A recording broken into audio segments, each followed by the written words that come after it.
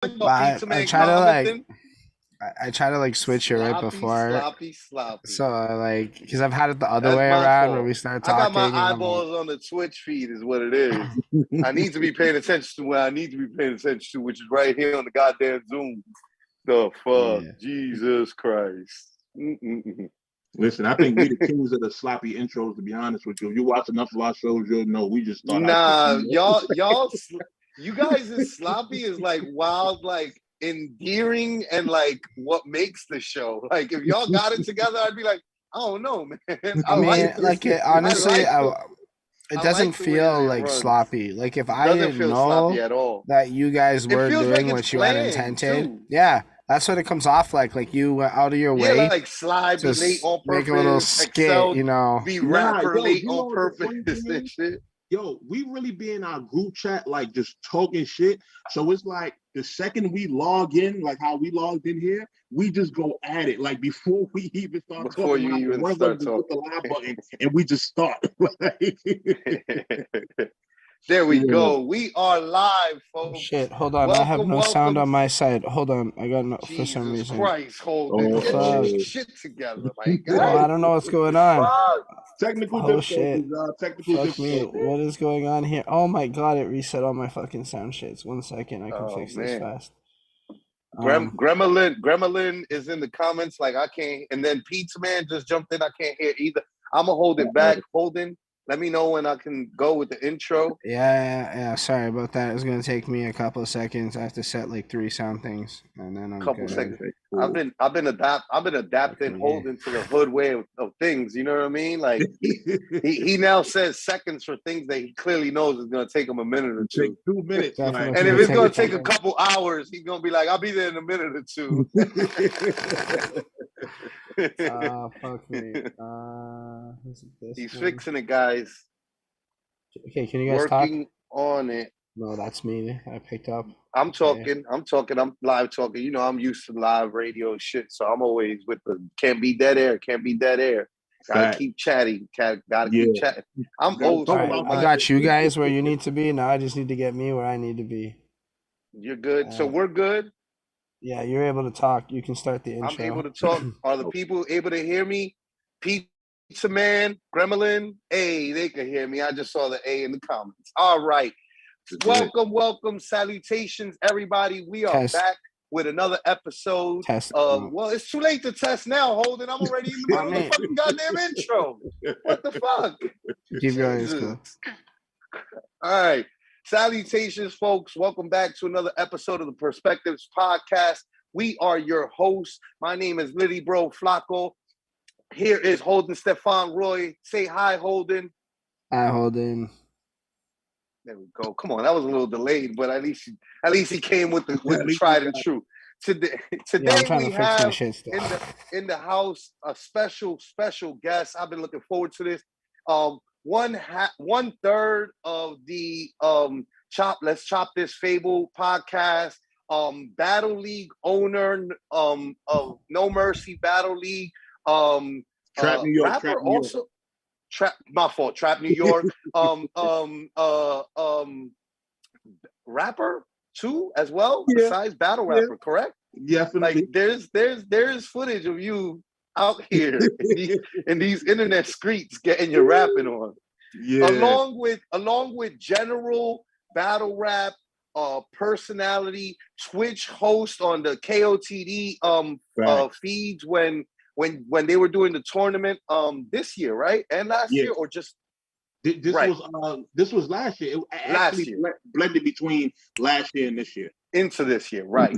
That's right. Because it went into the beginning. All those titles, No Mercy in the building, folks.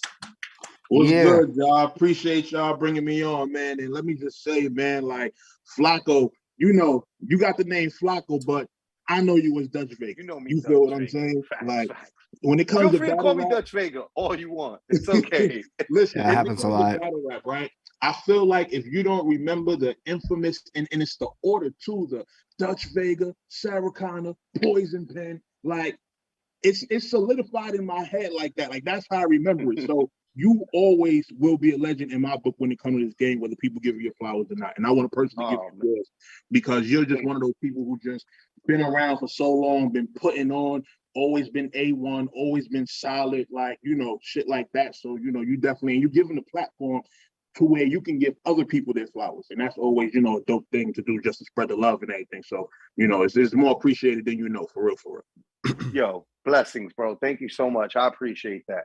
But we're here today to give you your flowers and to learn your story, right? Because like you said, we've known each other through battle rap for a long time, but like I feel like this has been a long time coming. I think that what ended up happening was that I started becoming inactive in battle rap as you were becoming super active in battle rap, and we didn't ever get an opportunity to really build at events, you know. But like I'm always keeping my eye on everybody, and something that I was telling Sly, right, was like I watch you guys show so much.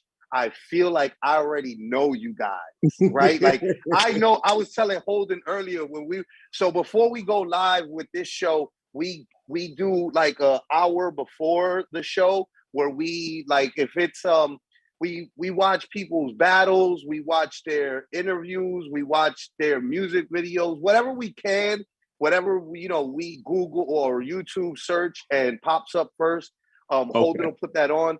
And so we were watching some blogs that you have posted, and you were talking about DNA's Tooth, right? And about him specifically stealing content from original content creators.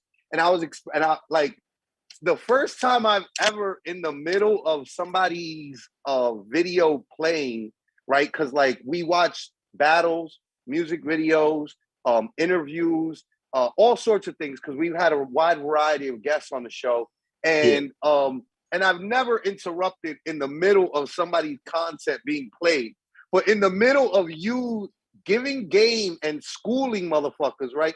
I had to be like, yo, Holden, pause, right, and agree with everything that you were saying and explain the whole, because you were explaining the whole like these weirdos online that say, oh, if you report content, that's equivalent to snitching, which is like the falsest shit ever. You don't know nothing about the streets at all. You just showed everybody that's from the streets that you don't know anything about the streets or how the streets work in any way at all. Fact. You know what I mean? And so like, and then the next video played, and I paused that one as well to agree with you. And I was telling Holden that it's one of those things where like I know I've been watching you guys for quite some time, and you in particular I've been watching for quite some time. But I've been watching you guys as a show for quite some time, and like I feel like I kind of know you guys, and I know for a fact that like I agree. I've yet to disagree with you on a character stance, which is like your character as a man, and like the stances that you take are just they're of the old cloth. You know what I mean? I know you've been around Swave enough. I know that you know the cloth that they always be speaking of, and that cloth that we come from is something that like it's rarer and rarer these days. And I feel like those of us that do come from that cloth are kind of like, we see each other now, and it's more of a like, whoa, I gotta exalt these people, because if I don't exalt this, then I'm gonna be allowing for more trash to be exalted. Instead of focusing on the bad, I like to focus on the good, you know? And so like, just, you know, as a whole, like I definitely like feel like I know you, even though we haven't gotten that chance to build. I feel like I know you from watching the show so much.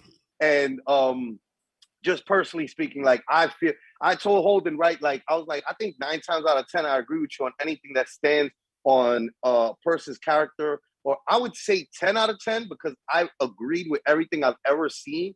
But then like also the save room for, you know, not always agreeing with a person in me is definitely. like let's put it at 9 out of 10, right? Yeah. But like 9 out of 10 might as well be 10 out of 10. You know what I mean? 'Cause I have yet to you see never know something when that you say that I disagree with. Mm. I think that where I disagree with you on is like musical taste, which is fine. You know what I mean? Like I disagree with all of my family on musical taste. You know what I mean? Like I'm like the only one in the team that's like, yo, I love Puff and I love these Litttyy rappers and I love all the like money rap and pop rap and shit that like the rest of the homies are like, bro, what? Like I'm like heavy on that. But like, you know to what? me, You got to be diverse. I don't care. You got to be diverse, and that's one of the things about myself. Like even as I got older, I kind of had to like stop being, I guess, like what they say, the old bitterheads. You feel me? And kind of embrace the younger generation a little bit. And don't get it twisted. There's some guys from the younger generations where I come across a song and I fuck with it and everything like that. But me, we from the cloth of albums. You feel me? Like when you listen to them DMX albums, them Nas albums, them 50 Cent albums, like the entire album is just like a great body of work that, like, let's say if you're going on like a road trip or something, you're going on your commute to work, you got something that you could rock out to during the whole trip. Whereas a lot of these newer guys, they albums just don't be that. Like it just be all over the place. There's no concrete story. There's no storytelling. There's nothing there that's like, you don't even have like the tracks EQ'd properly. Like it's so much stuff that goes into, which is huge to us. Yeah. And a lot of people don't know that. So, you know, when a lot of these younger guys are putting out projects, you know, I'll skim through them, see what I like, but the albums do not be the same. It's not the same as what we came up with. It's definitely, the vibes is different nowadays when it comes to album content versus like how it was back in the day. We're gonna get into more talk about music and all that shit, but we're gonna get into the show the way that we usually do, right? So like we do our introduction to our guests so that you know our history, right? So like me and Holden got together this way. 3 years ago, pandemic year 2020, everything shuts down. Similar to Sly, me and Jess, James, you know, we always are like fucking peas in a pod. And people have been always asking us to do like a group duo album. And we had like a mixtape we did at the beginning of like our run together, like back in like 2012, I think it is, or 13 or something like that. But we hadn't done something recently. And so we started working on a project. It was the Litttyy Bros project, him, me, and Paulie Hustle. And we just started working on the music. I told Jess, because Jess is like an engineer, producer / rapper. And like, I told him like, yo, I need you to fall back from everything. I just want you rapping. Focus on fucking rapping. Be an artist. I don't want you worried about mixing, none of that. And with that came me tapping an engineer friend of mine from Montreal that I know who does great engineer work. And because of that, I always tell people, Merker Miyagi, right? Merker Studio, shouts to him. He's like, he might as well be a New Yorker, right? Because like he engineers for a while. Because my wife, she got family up there, and we go there literally every summer. Oh, that's lit. Yeah, like that's like, gonna be a whole thing on the show now. I don't know if you're familiar with Olympic Stadium, but her family lives around there. Yeah, that's fire. It's about to be lit for you now out there. So the Merker, he's like, I say he might as well be a New Yorker because he works with a lot of people, but he don't promote nobody, right? Like a typical New York engineer, right? Because it's like if I promote one of you motherfuckers, I gotta promote all you motherfuckers. And I'm not co-signing all you motherfuckers. You know what I mean? I'm just recording you because I need to make money to feed my family. But I'm not promoting you motherfuckers, right? But when it came to our project, he promoted it and promoted it really well.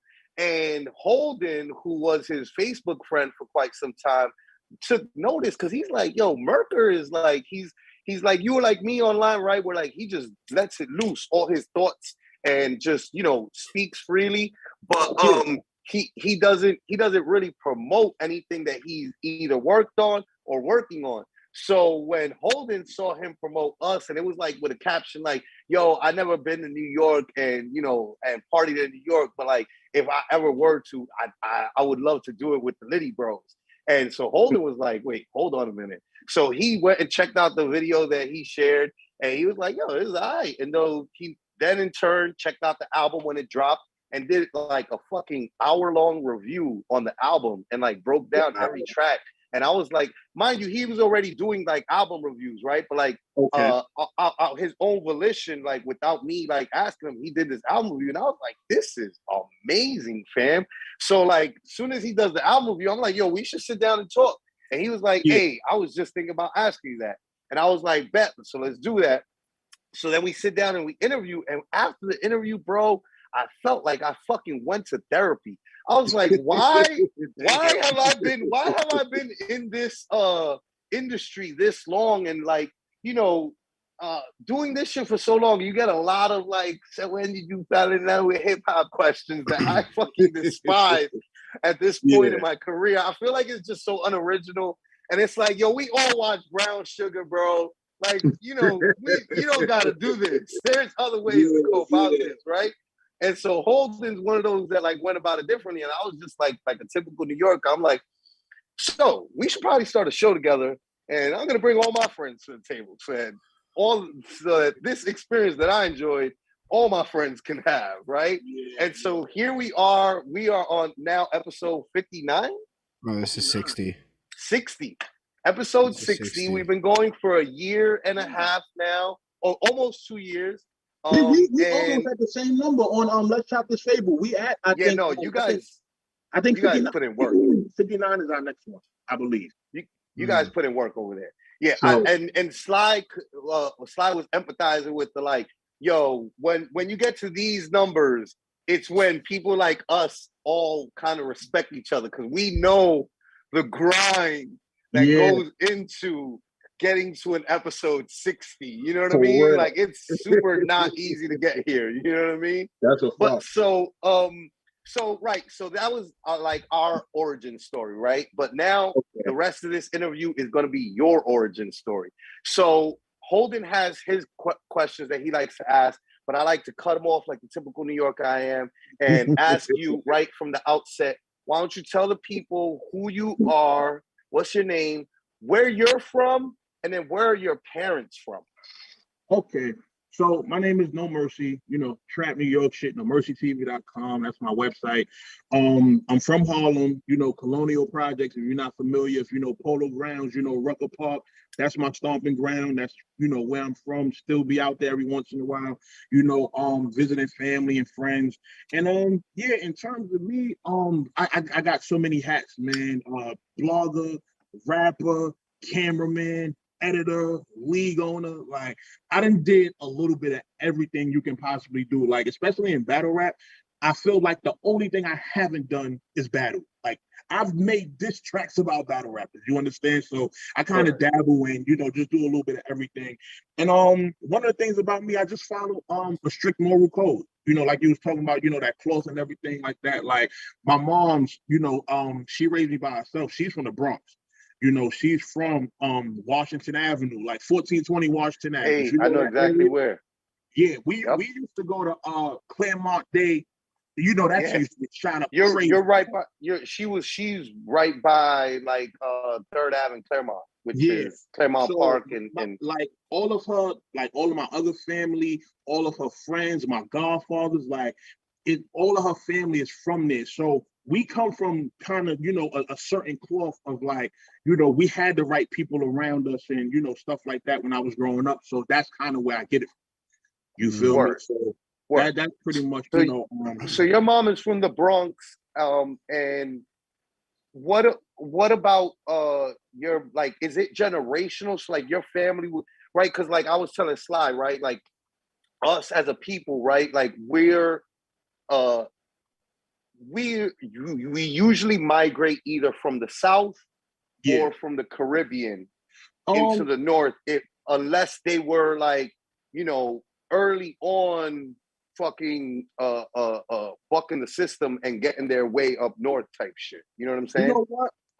As far back as I know, in terms of like, I want to say my grandmother's grandmother, I believe she's from VA. Because my uncle, he still got a crib down there that he stay at. So yeah, I would say my grandmother's grandmother, she's from Virginia. And then I guess everybody after that moved up, you know, to New York and to the Bronx. We got some family that's from Staten Island. You know, we had some that moved out to Queens, and then like my immediate family, like my immediate aunts, uncles, cousins, they're all from the Bronx. Word. Yeah. Okay. Nah, that's dope though. That's dope. So it's like same as Penn. A lot of the New York homies, when we speak, it's like my family's been here for same thing with Sway. It's like, yo, I mean, he got his father that moved to Detroit, right? But like it's like my grandma was here in Harlem, my great grandma was here in Harlem.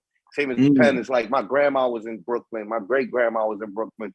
So it shows like an early migration from the South into the North. You know what I mean? Yeah. And that's like you guys essentially are these are the families that built our neighborhoods. You know what I mean? Back when we weren't even though, you know, it was the North and things were supposedly, you know, better than the South, right? Back then in the 1920s and the 1950s and 60s, things were still, we all know what it is, what time it is. So like your family, his family, Penn's family, Sway's, these are families that built up Harlem, that built up Brooklyn, that built up the Bronx. You know what? I never looked at it like that, but you're right. Nah, yeah, absolutely. That's exactly what it is. You guys' families are part of the thread of this city type shit. You know what I'm saying? And that's important. All right, Holden, get cracking on your question. All right. So yeah, I got a question. It's a bit of a story. As you can tell, they're always stories. So it starts out with my girlfriend. She's washing the dishes one time, and she's got her phone out, and she's playing that Black Eyed Peas song that I got a feeling. Ooh. She's vibing. She's dancing. About that shit. She's doing her thing. And I look at her, and I'm wondering, when the fuck did this song become chores music? Because, like, if you really think about this song and run it back to, like, 2010, this is that middle of the night celebration. Everybody's having a wonderful time everywhere in the world. And then, you know, a decade or so goes by. The song doesn't change at all because it's a song, but we change so much as people that the relationship we have with the song goes from celebration to I'm doing some boring shit and wish I was celebrating, so let's put that music back on. Let's turn it up to like fucking sweep the floor. And like that's just kind of the natural evolution of stuff. So you see the little ones, they be out there with the drills and whatnot, and they don't even know that that's what they're going to be doing dishes to in 15 years. They don't even know it yet. And they don't even know it that when we come across that music, it's like it just skips the line. It goes straight to doing the dishes to that shit because we're not really, you know, in that phase of life no more. It got me thinking about the relationships we have with music and the stories of us as the participants of this, and how more often than not, the story seems to start at this like adolescent phase where people start to form their identities. So to be like, yo, when I was 12, my first favorite rapper was this, or I started writing when I was 11, and there's always somewhere around that age. And I started realizing, yo, that's not even the beginning of anybody's musical journey, right? And there's a good chance that when you came out of the hospital, there was some sound playing in the room, and your little baby self was absorbing it. And I know that like the stuff from when you're young matters, because I can remember being like 5 years old up in Montreal in the little apartment, and my dad's got all these gray boxes, like the amp and the preamp and the radio and the tape deck, and the wires go into the little ghetto home surround sound system. He busting his little Led Zeppelin tapes and shit like that during the daytime, and the nighttime though is straight like the club music, straight from the clubs of Montreal, all that 90s techno shit. My mom, she was more into like, you know, the discos and the love songs and the Disney stuff and all that kind of crap, plus the radios and all this. And it just created this whole soundscape of music and influence that I had no control over. I had no control over it. I was subjected to listening to all of this, especially because that's what was around. But it hit me heavy to this very day. So I was wondering, Mr. No Mercy, if you could bring us back down to being the youngest No Mercy you can remember being, and tell us a little bit what it sounded like to be you. But keep in mind that most of us don't know what you mean when you feel that "nah, I mean" moment kicking in. Okay. So, at my youngest, I remember because I like I said, I grew up in colonial projects. I was living with my mother. It was a lot of us in the crib. It was my mother, my grandmother's cousin who was disabled. He's blind. And my two uncles, right? And one of my uncles, he was like, and R.I.P. to him because he passed away about 2 years ago. Rest in peace. He was a huge NWA head. Like, and he was one of those guys, like he was like into the karate flicks.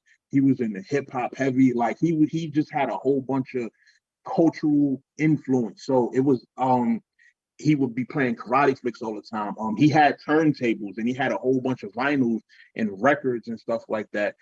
He used to just sometimes just set it up in the house. Like he didn't DJ or nothing like that. Just used to have it just to have it. And that was like his escape or his way of just like dealing with life, just set up the turntables, turn on some music and just be in a house, just DJing and stuff like that. That's and so yeah, and NWA, I remember that being real prevalent. A lot of West Coast. A lot of West Coast. He was real heavy into West Coast gangster that's rap. dope too for like you to Yeah. have somebody in your home, right? Like, cause we know, right, from being from this city, right, that usually, especially back then, people from our city did not play any music that was not from the city when it came to hip Yeah. hop. Yeah. You know what I mean? And you know what's crazy? My mother, like, she's one of those people, she used to be outside heavy. Like, she really outside in the trenches. Like, she used to always take me out with her to different, like, let's say my aunt's having a house party, and mind you, these were like weekly. So when I'm going to those functions, that's when I'm like in tune with the radio.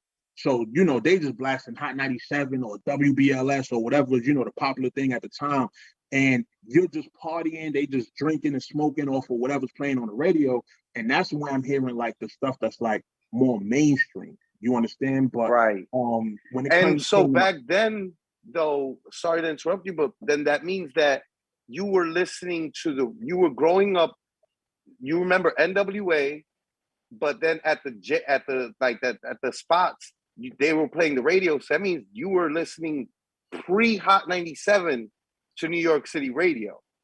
Yeah. Because yeah, Hot 97 wasn't around back in NWA days. Like, they didn't come out until, I think, if I'm not mistaken, right after Illmatic. Like, somewhere between Illmatic and Ready to Die.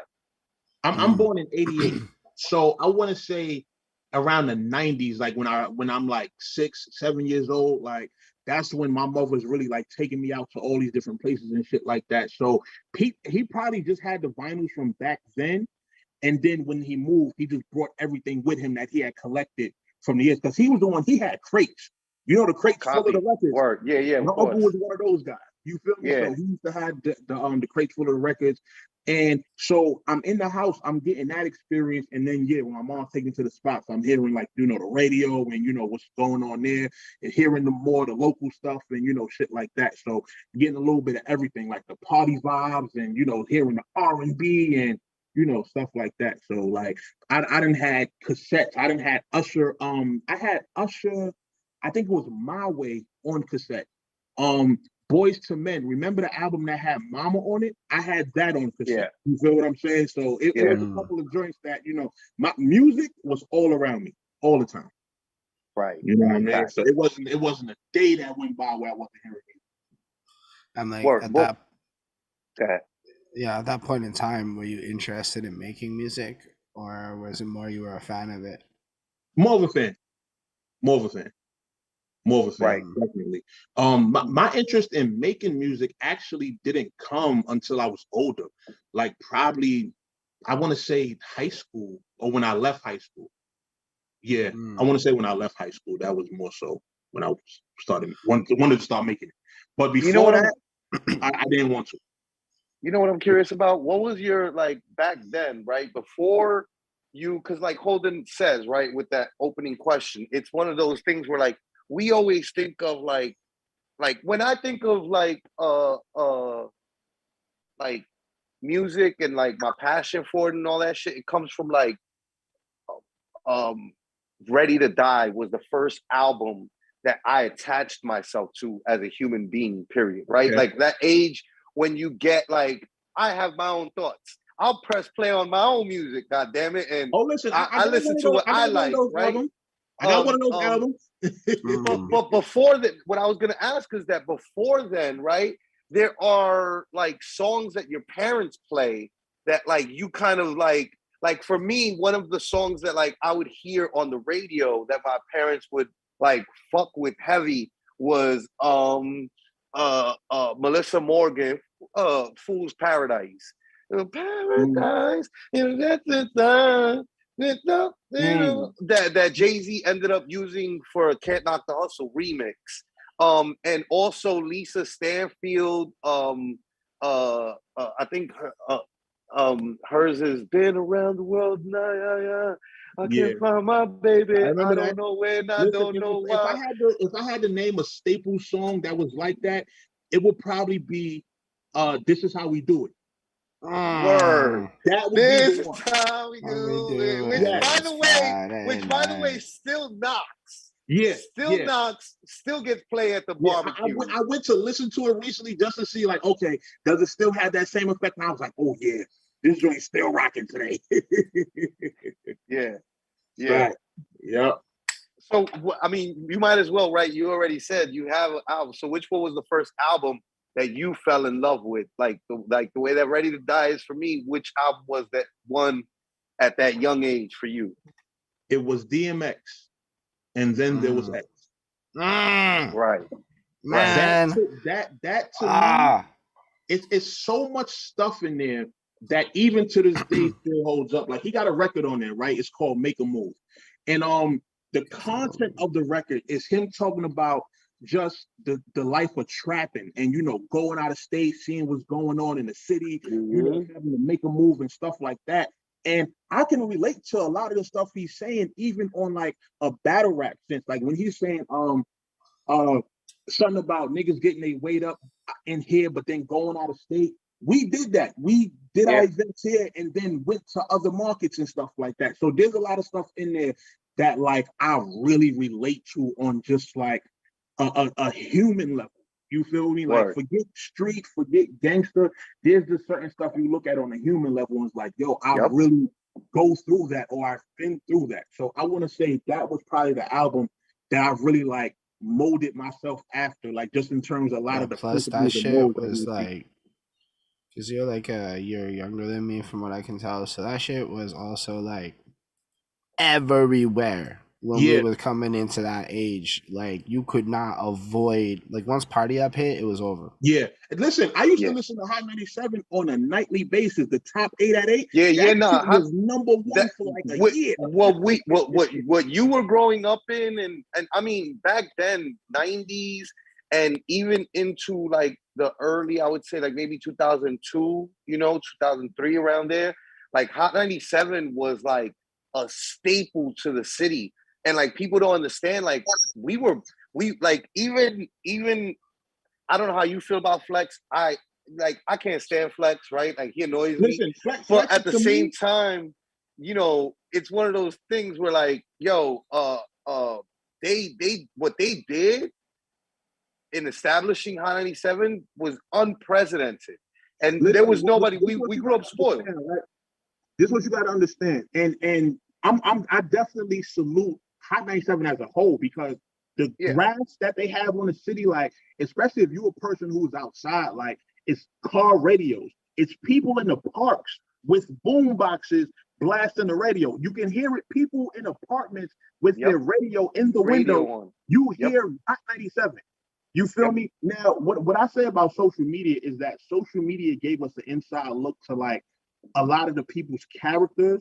Like when you only knew Flex on the radio, it was just like, all right, that's Flex. He dropping bombs. Yeah, he was annoying with the things that he did, but it wasn't as annoying because it was just the radio that you got. Yeah.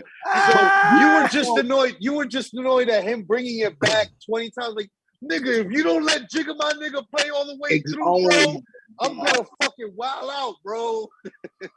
I remember one of the oldest records I remember him super bringing back was Jigga, what's my mother name? Like when that first dropped, remember how the beat plays before the song come on? He wouldn't let that go. He wouldn't even let that go. No. Like, Flex, let the record play. Like the hell. Yeah, yo. That we remember similar times. I have friends, right? Like you know what time it is, right? Like when you not a phony, you end up having friends for many, many years. You know what I mean? So like I have friends that like were my OGs when I was 16, right? And we had a trap spot out on Prospect, and the exact street is unnecessary to mention, right? But like we were out there. I really want to know because I was working 186, I believe. 168. I think I always get those confused. Something around it. I'll tell you this: if you know Prospect from Terror Squad and where he lived, we lived next door, like in the same building. We were next door to him on the same floor. So I can't remember if it was 186 or 168. You know what I mean? I was working in a family shelter over in that area. It was between. I know it's between. All right, you know where the 2 trains stop on Jack. I think it's Jackson. Between Jackson and Prospect. And look, the 6 train stops at Longwood. Right. It was in that. It was like right up the block from the 6 train. So I'm familiar with that area. Hunts Point is not too far from there. Yeah, not too far from there at all. And so the homies, they were all my OGs, right? Because like they took me under the wing then. And so that's how I got all my name. Dutch came from that, right? Where like they didn't let me they stopped me from buying weed because they was like, this shit is shoe polish. Don't bring this shit the fuck around. But you know, mama raised us right, and we knew we still got to contribute. So what do I bring? Dutches, because that's what we were smoking back then. And then also because I was the young one, I was sent to the store like the young Doja that I had to be to get Dutches and shit. You know what I'm saying? Like, so then I end up being named Dutch when I'm trying to come up with all these names. And I'm like, call me Carnage Page. And they're like, we're never calling you that. I don't know what you think this is. This is never happening for you, buddy. Like, and all the names that I had, you know, we just gonna call you Dutch, nigga. I keep bringing the Dutches, Dutch. Go to the store for the Dutch. And that's how I get Dutch. And so in the crib back then, there was a point when I brought a tape one day through. And the tape, like I came to the crib excited, like, yo, I recorded these 3 songs. They're so hard. And it was Flex playing Jigga My Nigga. And then him playing Dead Prez's Hip Hop. And then, no, it was Stretch and Bobbito playing Dead Prez's Hip Hop. And then Eminem's I Never Meant to Give You Mushrooms, Girl. I Never Meant to Bring You to My World. And yo, they were not in that order. Jiggle My Nigga was the last one, and Flex did the annoying thing where he dropped 20 bombs. And even though like I had a pause tape, you know, it still caught like one too many jiggers. By the time it got to the jigger, which was the 3rd song of the 3, they ejected my shit. And they flung it out the fucking because you know they dead flung it because niggas is cruel and shit. You know what time it is? Like, get the fuck out of here with this shit. Yeah. And they was like, get this shit the fuck out of here. Now, to this day, whenever I catch up with them, I talk so much shit about those 3 songs and about how right I was and how wrong they all collectively were. You know what I mean? Jigga My Nigga was one of those amazing songs back then. But Flex did bring it back like a million times. And you know, just hear somebody like car going by, you hear that burr, burr, burr, burr, burr. Like you just hear that like in that time was quintessential New York for that era. Yeah. Quintessential New York. Yo, so before we start moving on to like older ages, right?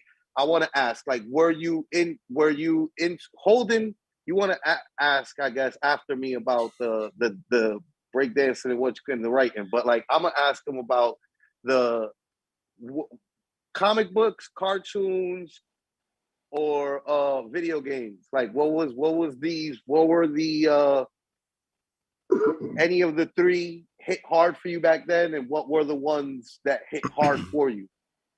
All right. So growing up, I was big on so I remember before elementary, right, in elementary, when I woke up, 'cause I used to wake up at 7 o'clock. The two things it was might have been three things I would watch. It would be Dragon Ball Z, Mm. Pokemon came on, and then Yu-Gi-Oh came on. So Mm. those are the three that I was watching as I got ready for work. Raw ass I lineup. do remember Sailor Moon coming on. I wasn't watching that shit.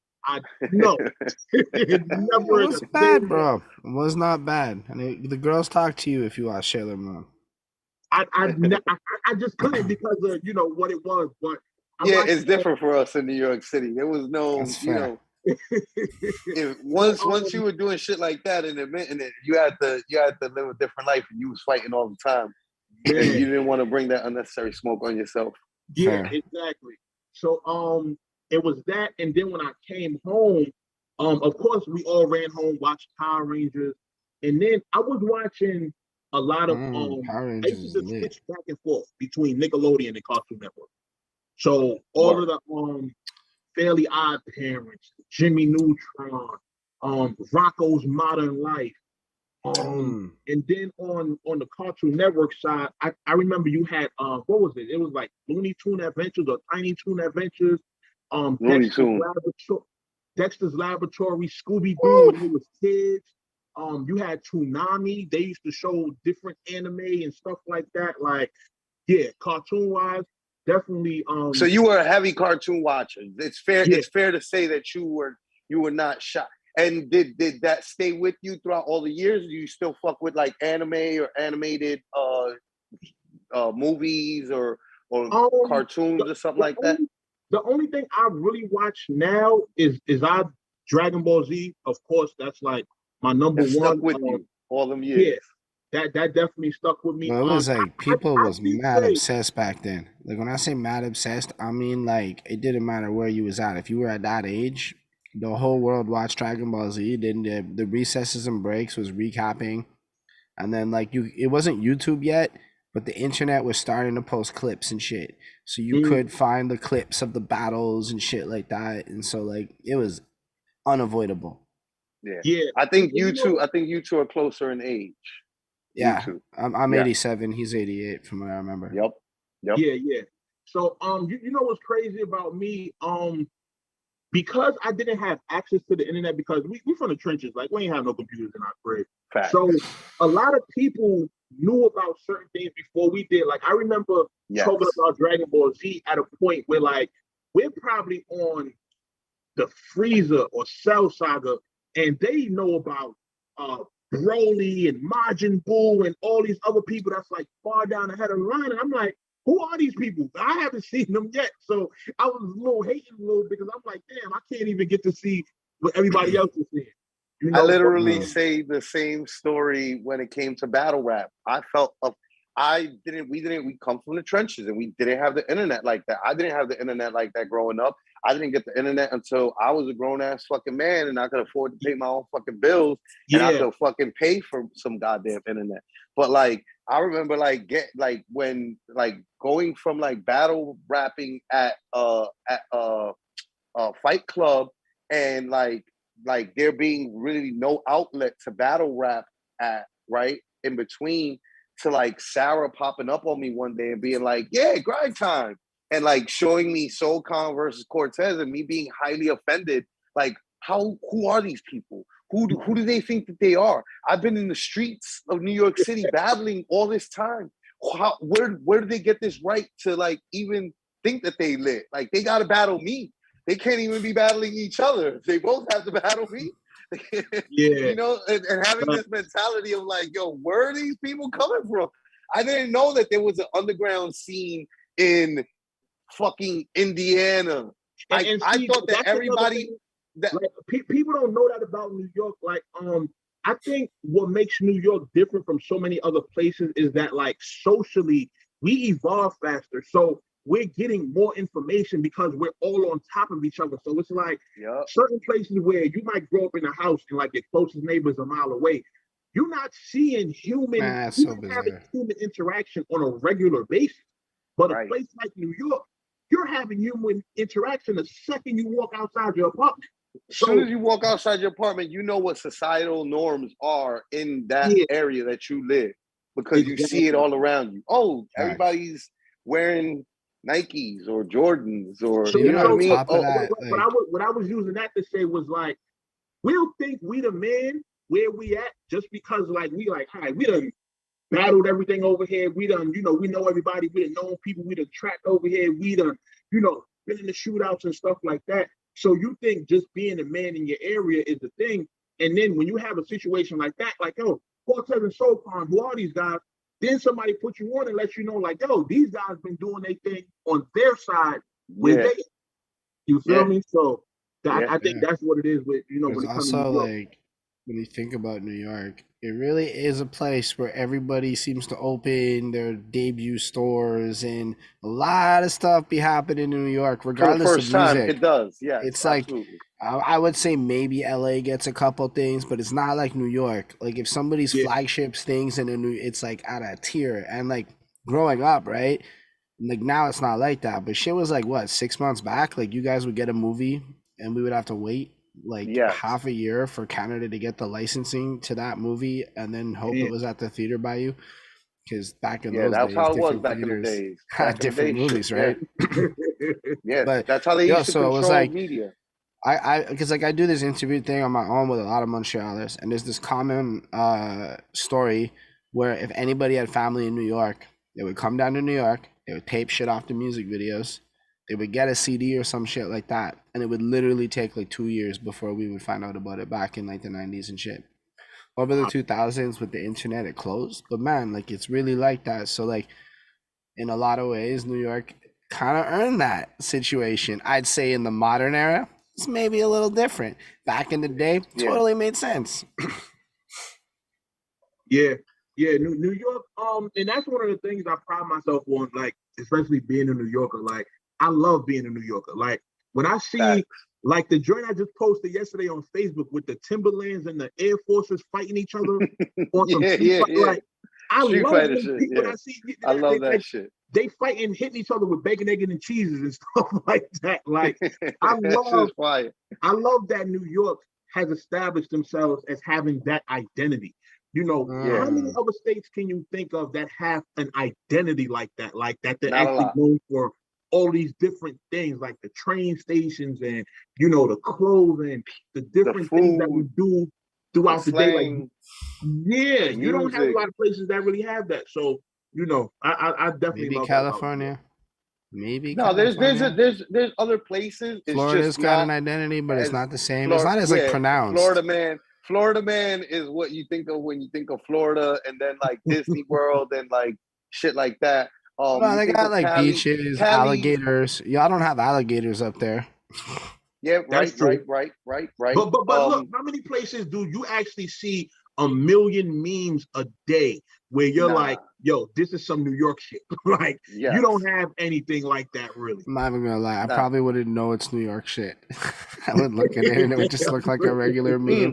Sometimes I'd be listening to New York rap or I'd be looking at New York shit and it don't be making sense to me, even though I know English and I understand some New York culture. But nah, it's a whole different vibe. Like, I mean, and what's crazy is it looks very similar to Montreal, but it's nothing like Montreal.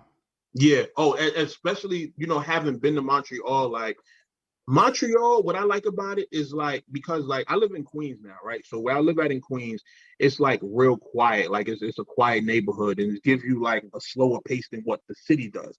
And what I like about Montreal is that that's the same vibe Montreal has. Like Montreal has its pocket. Like we had went to a strip one day that was like, I want to say nothing but like restaurants and bars, everybody dining outside. I forgot where exactly it was. But there's a few of those.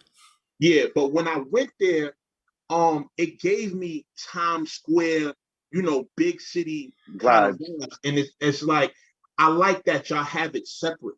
It is not so close together like how New York is. Like New York, you'll have. That's a good way to put it. Yeah, New York, you'll have a lit strip, and then right up the block or 3 blocks away, it'll just be quiet. Like it's just, you know, but in Montreal, it's real separate. Like I remember we had to drive for a little while to get to, you know, where we had ended up going. I remember it was a movie theater over there. It was a bunch of places. When I gotta when I get the chance, I gotta Nah, remember but the rest if of you're the. by the Olympic Yeah, Stadium, you gotta drive to get to Fun Shape because you are yeah. east. So it's Like like, we've been to the harbor. I mm, think it's like yeah, a the old place port. where yeah, it's I know the big churches over there. Yeah, Oh, he's talking about the place that I went to with the cobblestone roads. yeah, the old port. Yeah, Yeah, yeah. yeah, that's old Montreal. Old That's like Montreal. Yeah, that's what they that's call it. like it's like a mini Notre Dame. Yeah, Yeah, yeah, yeah. We had one over there. Like so we definitely been to a few places around Montreal, but that's what I like about it. Montreal is nice. It's a nice city. I like Yeah. Montreal more than I like Toronto. yeah. I haven't been Toronto's to just Toronto yet, but big. I want to go. It's big and boring, but I mean, that's what it is. I mean, it's if you know the right people, you will have the time of your life in Toronto, and I don't know the right people, so Yeah, I did I not was have the gonna time say of my life. now that I know that you be up in Montreal, you gotta Holden will link up with you next time that Yeah, you up there, and Nice. he'll you know what I mean. Same, you just let you me already know know. what time it is.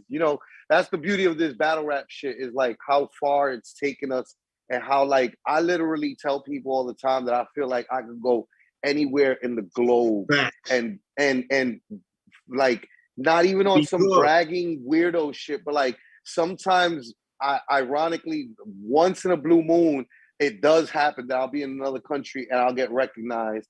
And also, like, what mostly I'm talking about is the fact that I can get in touch with somebody who will know of me or my family, somebody in my family through battle rap because battle Yeah, rap is everywhere at this Facts, point, and and yeah, that's a definitely. beautiful thing.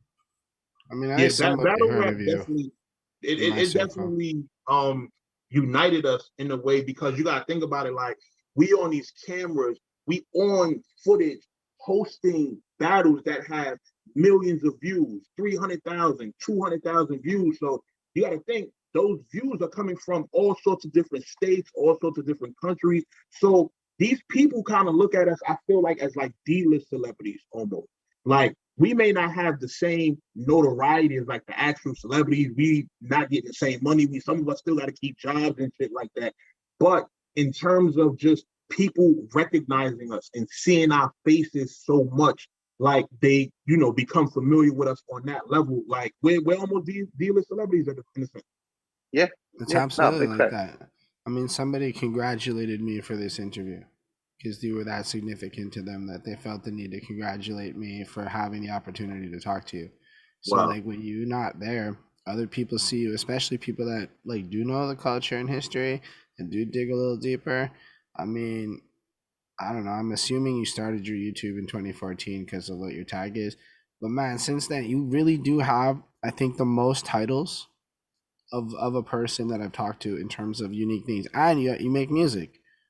Yeah. And like you do it all. Like there's like I had to put and more. I ran out of space. I was like, I'm sure there's more shit too. And it's like And there's more to it. Yeah. and then like Way at that more, point man. the influence you have behind the scenes and people mentioning your name is like you never can measure it. Like you never fucking know. Like it's Yeah. weird. Like people will walk up to you in real life and be like, "Yeah, watch your content," and you're like, "Why don't you comment or like or nothing?" They just want to watch it and wait till they see you so they can tell you they watch it and shit. So like that's what life be really like, and it is pretty global, and especially with battle rap and like, I mean, your shows and everything you're doing now is with so many different people. It's like the reach just pops.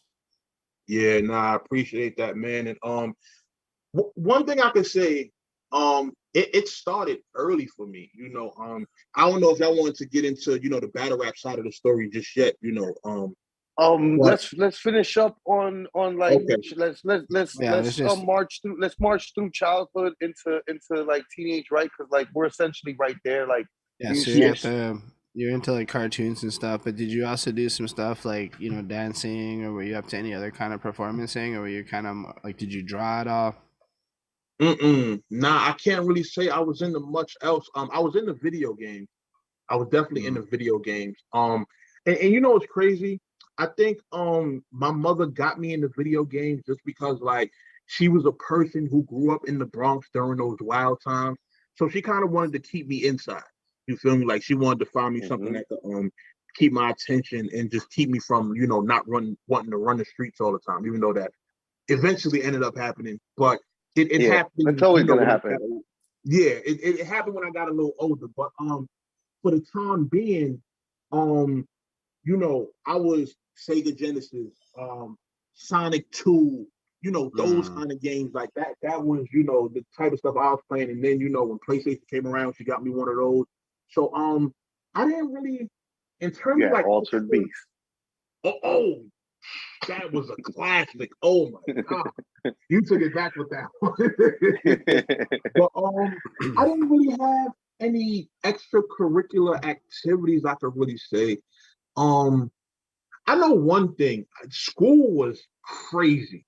Like, you know, where'd you go to school? All right, so I'm not gonna hold you. I got kicked out of school like a motherfucker.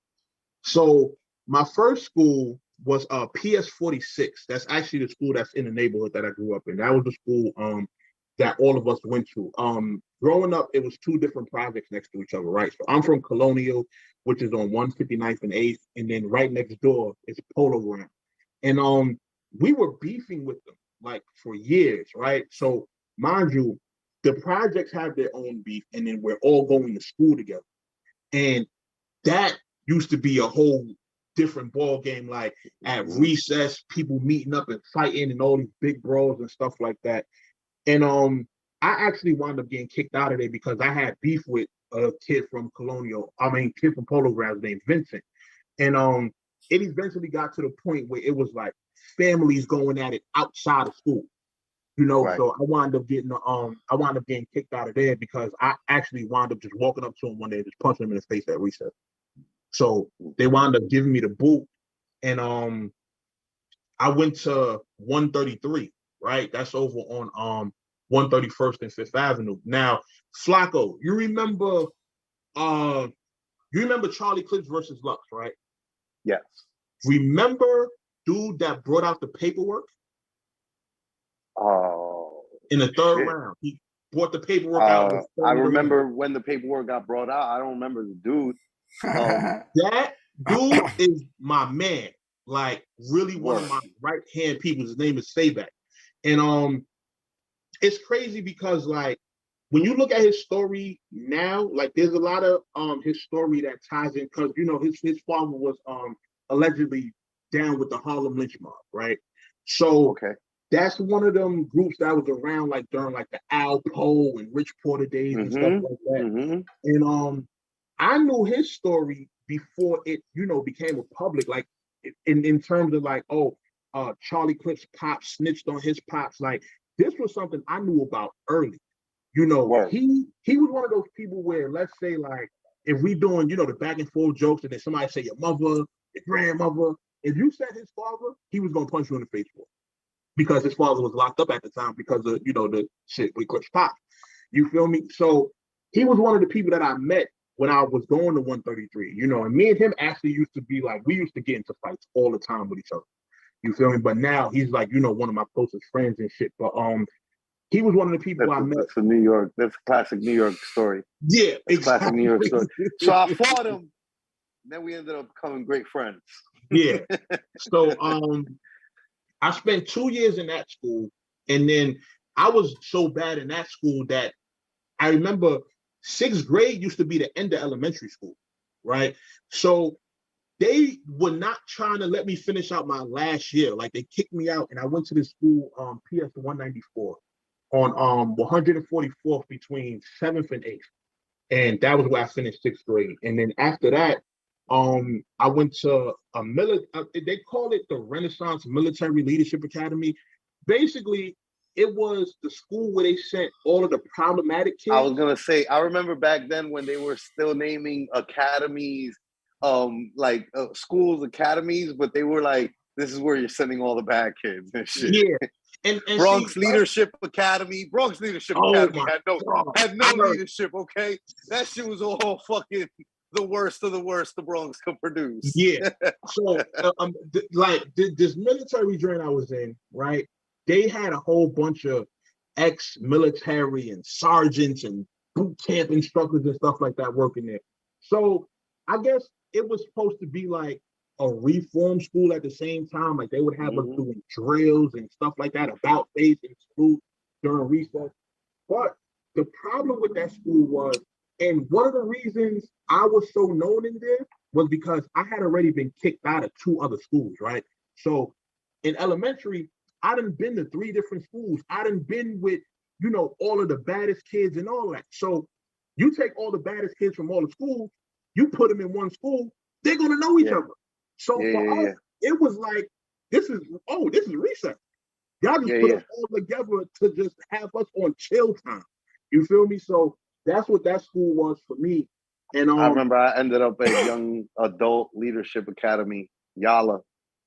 Where was that? Right, that was on I believe it was 96 between the Last Avenue and I think it was First. I think it should be the East Side. I think that was the East Side. Yeah. Okay, because I remember hearing about that. I heard of Bronx Leadership. I'm familiar with Cardinal Hayes, and trust me, I done been with people from all sorts of different schools, because even high school, I was in a different high school every year. Like I couldn't stay in a high school for nothing. So my first school was Park West, right? Okay. Down on 50th. We actually had beef with graphics. Graphic Arts was right up the block on 50, I think 51st and 8th or something like that. Park West was on 50th and 11th or something like that. So pretty hilarious how all the art schools all had you weren't like, oh, you would think those are the art school kids. In other cities, they're like, oh, the art. You're saying kids. You're gonna take the most sensitive people ever, put them in a room, and expect it to be no drama? Because every artist I know today that's growing up be a little sensitive, is what I'm trying to say. Yeah. That's true. All the art schools in New York City were out here, and even the smart schools. I remember Brooklyn Tech and Bronx Science, and even the schools where the good kids was at had still plenty of riff-raffery happening. Crazy, when you look at it now, New York had a really shitty school system. That's the only thing you could really. Bro, I found out some of y'all had 90 fucking kids per class, and that's unfathomable to me. Because people my age, bro. 90 is crazy. I would say 90 is crazy. I had 30. No, I think it was Dama was telling us that in certain places it really got that big. So I'm not saying all of it, but we consider 28 to be excessive. And see, most of our classes in New York, we topped out at 30, 31 if you was a late entry that just got to the school or something like that. But most classes topped out at that 31, 32. 30. So 32, that's still a lot of people. That's 4 more kids. Nah, it's a big class. It's a big class, yo. And then that's every class. Yo, my high school, I got blessed because it was the shitty school that was where all the gangster kids went till it got considered too scary. And then it just every year less and less people went. So by the end of it, my class had 20 people in each. There were 2 classes per grade, 20 people per, which is amazing because you get a really good education, even if your school dies. But the class size makes a huge difference, and then less time is spent with each person. That's what's happened in New York with a lot of those schools as well. That's why they're closing them down, because of parents not sending their kids there because they don't want their kids in public schools because they remember going to that school, and then they put their kids in some other school, a private school or a charter school, and the next thing you know, the public school doesn't have enough students to justify the doors staying open, and so the schools got to close and shit. And now you got this amazing building that's just abandoned in the middle of the city. That's just what? You can turn that into a club.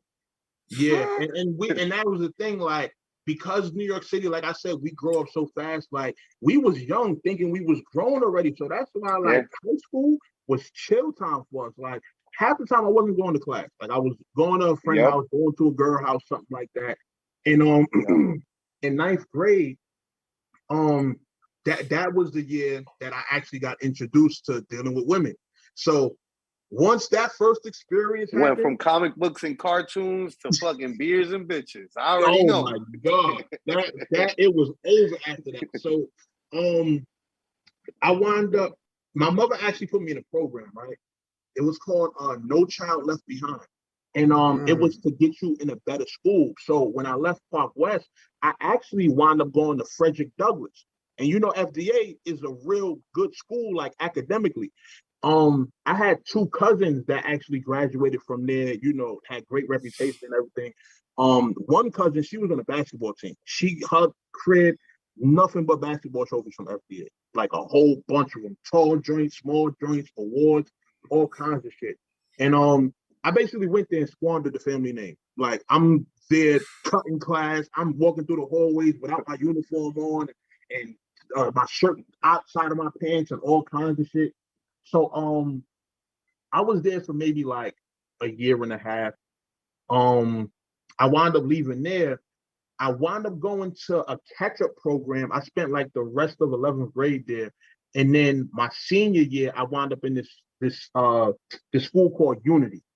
It was down on Canal Street, actually. It was not far from there. And basically what happened was I wound up dropping out. That's nice though. You went downtown. It's always good to once you get downtown and you start going downtown, you're like, there's a whole new world in my own city, in my own backyard. Like, yeah. And you start like seeing possibilities and meeting new people in all sorts of other environments. And you know what's crazy? Throughout my years in high school, especially like being in Park West and being in Unity, I was running into a lot of guys from other boroughs, like people from Brooklyn, people from Staten Island, the Bronx and Queens and stuff like that. So we used to always, it was real diverse in terms of the population. And that's how I really got to know people from different areas so early, just because like Manhattan, like if you think about all the schools down there, right? Park West, Graphics, you had King, you had Watley, you had Washington Irving, you had Norman Thomas. People from all of the boroughs is coming to Manhattan to go to school.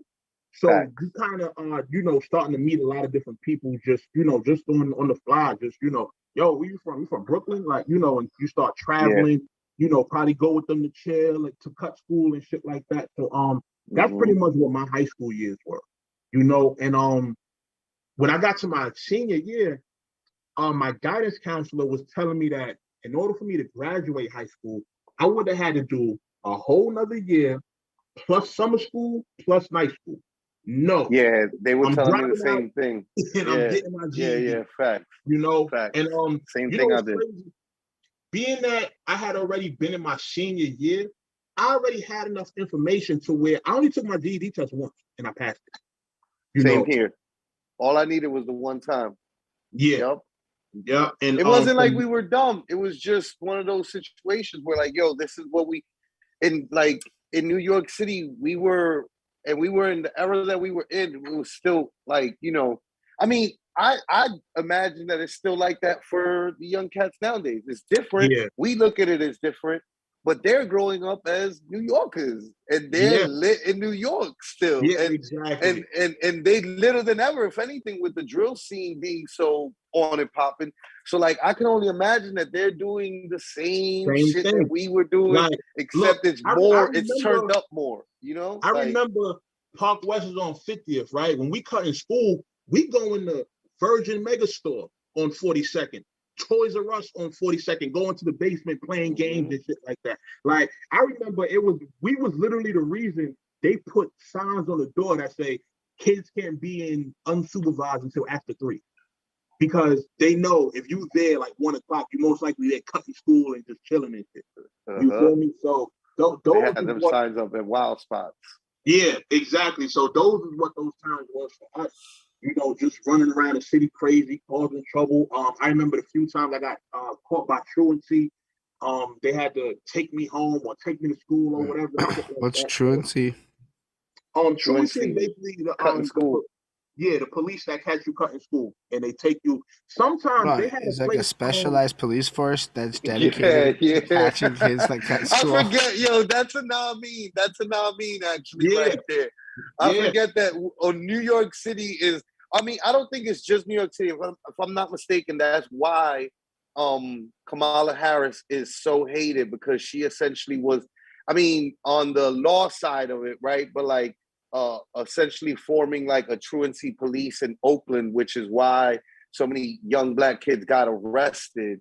And that's why, and she, as the district attorney of her district in Oakland, she was the one that like enacted those policies, which was why it was viewed as like, yo, Kamala is not one of us type shit. And you know what's crazy? I remember getting caught by truancy one time and actually being taken to a facility and getting processed, like with a whole bunch like of road other police station. Does that mean you get like a record for skipping school? Pretty much. Yeah, you could have. Like you get a criminal record for skipping school. Yeah, here's pretty the thing. sure. I don't remember if it was actually a criminal record. It might have been like a juvenile record. Juvenile, exactly. They definitely it's on record somewhere. It's on record somewhere. They for were skipping no way were they like detaining us, getting our names, and not storing that information. No, but like, you know I'm what just I mean? like I could see how like you get in trouble with your parents or your school for skipping school. I don't know what the government got to do with that shit. Yeah, we like I said, where we were getting, it was no different than like, let's say the police went and just rounded up a whole bunch of people. Let's say they had a raid or something, and they brought a whole bunch of people in a squad car, bagged them up, took them to a facility, had them online, processing them. That's exactly what truancy was. We definitely we got picked up, as a group, taken to a facility, fingerprinted. All of you were put in a paddy wagon. It was all the same shit. It was like it was like training, like it was like training wheels for like get ready. This is how we're gonna treat you, like and once you're of age, type shit. When I think about that now, that's fucked up. Like for real, it is fucked up. Like getting a criminal record just for skipping school. Like, are you saying, right? Like that's some shit that like is normal. Like you're supposed to want to skip. Like all I did was skip school in college. Like how about trying to figure out why these kids are skipping school? Why don't kids want to go to school? How about y'all figure that out instead of trying to make it a mandatory? Okay, but it's more like they made a whole term for it, playing hooky and shit. Like they got words for this thing that people just do at every age group and every social class in every country, and they made it illegal on some weird shit. I mean, I get it. I get all the systemic reasons how it could come to be. Like, it's not lost on me. Yeah. But sometimes, though, it's baffling to consider because, man, I don't think it was illegal to skip school. It was more like, yo, my parents were not going to be thrilled and the school might suspend me. That's the prison, I mean, the high school to prison pipeline that they talk about in, like, modern, like, news and, like, when people are talking about you know, like that's what they're talking about essentially, because that's New York City's always like you said, it's always the ground zero for a lot of shit. So like shit like this is just ground zero for a specialized police force to track kids skipping school. Yeah. You got to imagine the complaints that they got to make that happen. Like there had to be enough complaints from concerned parents and all kinds of bullshit. Like, and not even just that, it was also probably businesses because, like, all right, we from the trenches, right? So we know the laundromat that got the arcade machine in it, the bodega that got the arcade machine in it. Kids would be there all day, just dropping quarters in, just playing games, just to stay out of school. And the time that we actually got processed and thrown in paddy wagon and all that, that was what happened. We was in a spot for too long. I remember it was this big laundromat. It was on 8th Avenue. It was like 132nd or something like that. And we was just there chilling. And it was one point that I said, like, yo, I think we should go. Like, we've been here a little too long. The people that run the place, they watching us a little too hard. Like, get up out of here. But they was like, nah, there ain't nothing to worry about. They cool. Like, they gonna let us rock or whatever. And then maybe about an hour later, police came walking in. And they put all of us in the paddy wagon. They took us somewhere. I forgot. It was probably like uptown Manhattan or something like that. So I remember us getting on the highway. But they took us up there, lined us up, had us do our fingerprints and all that other shit. And then they took us home afterwards. But yeah. So they drop you off at your mom's house after, like. Here you go. Your son was skipping school. Yeah, Now he's got a record. yeah, yeah. It's crazy, Wow. man. That Yeah, is literally insane, and I don't think people are that aware of it. yeah. Especially if y'all think it's normal, because that's wildly not normal to me. And see, we grow up in those circumstances, so we think it's normal. When now Yeah. you look on social media, and social media done made us, all closer as a society. So like you come to realize, like when you see a post about something, you look under all these people, they're like, yo, that's a thing out there. That's a thing out there. Like you see where they from. They from like Nebraska, and South Dakotas, and Floridas, and all these other places that just have completely different ways of living. Mm-hmm. I even got, I don't even want to say locked up. I was just taken to a precinct. But 16 years old, I was coming home on Valentine's Day, right? I just finished taking the girl home. And I was coming back out to the train station. Now, mind you, this was on 125th. I didn't have my ID on me, right? So it was a train coming downstairs. New Yorkers, we trying to run and get the train. So I just ran through the gate. And by the time I got downstairs, the train took off. So I turned around and started walking down the platform. The cop tapped me on my shoulder, like, yo, come with me. And I get handcuffed and taken to the precinct. And the problem was I was 16, but I didn't have my ID on me. So my Right. mom had to That's come how they and always used to get us.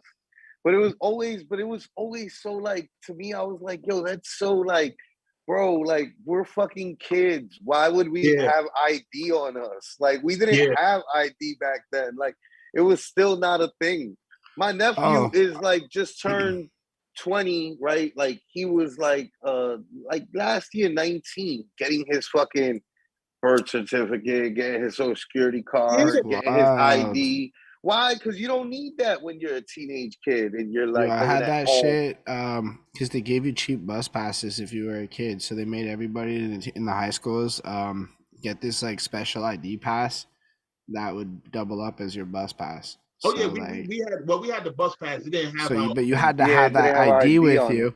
So you know Mhm. what I mean? There were separate things. You had an ID, but if you were caught using the cheap bus pass without the ID and you looking a little too old, you were gonna get in some trouble there. Hey, yo, So Dutch, I know you remember they, those, the green and the orange Metro cards. What? The old school Metro. Well, even before the Metro cards, I remember when I was a fucking teenager, we had the fucking paper cards with the like little fucking Oh yeah, y'all had those. holographic sticker and shit. Holographic sticker and shit. Yeah, man, That's that old New was York crazy. shit. I remember tokens, B. I'm that Oh old. yeah, I So remember tokens. So tokens wasn't that like right after the tokens was, of course, the Metro cards, but I remember the tokens yeah, for like a short period. I remember that. yeah, I don't You remember yeah. tokens. I know what they that are that because of TV. Because half of the TV movies that are in New York, you get all this New York random shit that you learn about. Yeah, yeah. Um, so you yeah. said I think though earlier, just because we're at like a high school point and you're late in high school now, but if I'm not mistaken, you said you started to desire to make music in late high school. And so I was Yeah. wondering if you could tell us a bit about that. So I actually had an incident that I got into one day. It was actually in my project. I got into a fight basically because okay, so me and this kid named DeAndre, me and him, that was one of my closest friends. Me and him used to just, be together in the projects, chilling, shit like that. And me and his little brother was kicking the elevator door. And this lady was in there, right? She was in there going upstairs, and we were just kicking the elevator door, just fucking with the elevator or whatever. So her son, I'm not gonna say his name, but her son, wound up finding out about the situation, right? So when I come outside later, I basically he's outside and I'm coming up to my man DeAndre's building. Mind you, they live in the same building. And he just tells me, like, yo, come in. Now in my mind, I already know what the issue is. So I'm just keeping it moving, like, no, I'm not coming nowhere. Like, what's the issue? You feel what I'm saying? So he basically just walked up to me and just hit me. And we wound up getting into, this big fight or whatever. And that was like one of the first times like I really felt like on some. It wasn't just the fact that me and him got into it, but it was also the fact, like I found out later, that my man DeAndre had he got pressed, and he basically was on some, yo, I ain't do it. No Mercy did it. You feel me? So it was kind of the thing of like, oh, so I got in this situation because you couldn't like hold me down type shit, right? So that mentally like put me in kind of like a dark space. So that's when I got to like starting to write. Like I had this crazy rap that I wrote, and I don't really remember it, but it was like some gruesome shit about, wanting to shoot the nigga and shit like that. So that was my first time actually like putting pen to paper and actually starting to write. And to be honest, I felt a lot better after I wrote it. So that's when I started thinking to myself, like, okay, maybe writing might be a way to get, some of this anger off my chest or all these feelings or whatever, whatever I'm going through at the time. This might be a way to kind of vent and kind of, get those things away. And so that's what kind of started me to, want to start writing music and everything, start creating. That's dope. Were you like showing this to people, or was it more for yourself? You said what? Were you like showing it to people, or was it more like for yourself? It was more for myself, but this also leads to one of the reasons I got kicked out of another school, the catch-up program I was in 11th grade. So I when I wrote it down, right, it was in a notebook, and I wound up taking that notebook with me to school. So my classmate, Fayback, the one who brought out the paperwork in the Clips and Loves battle, he was being an asshole, and he was going through my book, and he seen the rap, and he was rapping it in front of the class. And the teacher asked him, like, yo, what is that you're reading? And he told him what it was, and I wound up basically getting suspended for it. I'm like, what? Oh shit! You got suspended because your man's read your rap. Yeah, another like that's racist. Now, like you know what I mean? Like looking back, it's like, yo, how did we allow for shit like that to happen? It's like that's racist. You can't do that. Like, what's wrong with you? Yeah. So it was more so for me to keep to myself, and that was the main thing at first.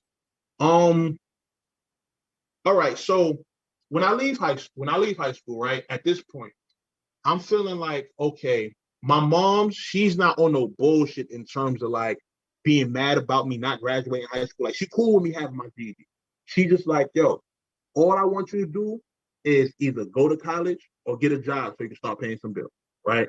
I wasn't against that because I've been a hustler like from early on. You feel me? Like even as early as middle school, I was packing bags at the supermarket in my hood. You feel me? Like we had a C-Town over there. So I used to pack bags there. And then the summers that I had in high school, Dutch, you remember summer youth? Yeah, of course. I was doing summer youth every year. Summer youth programs was like the bread and butter of the hood, man. I got to Yankee Stadium and like wild like opportunities that I probably wouldn't have gotten to see if I wasn't in the fucking summer youth program. Real. So I was doing summer youth, and then I come back to the block and still be packing bags. So you know how nowadays it's a thing to have like multiple streams of income? I was doing that back then.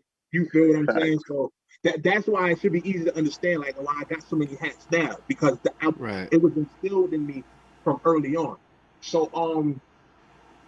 when I got out of high school, right, when I was doing my GED classes, I ran into a field person from the college that I wound up going to, which was ASA down on 34th Street.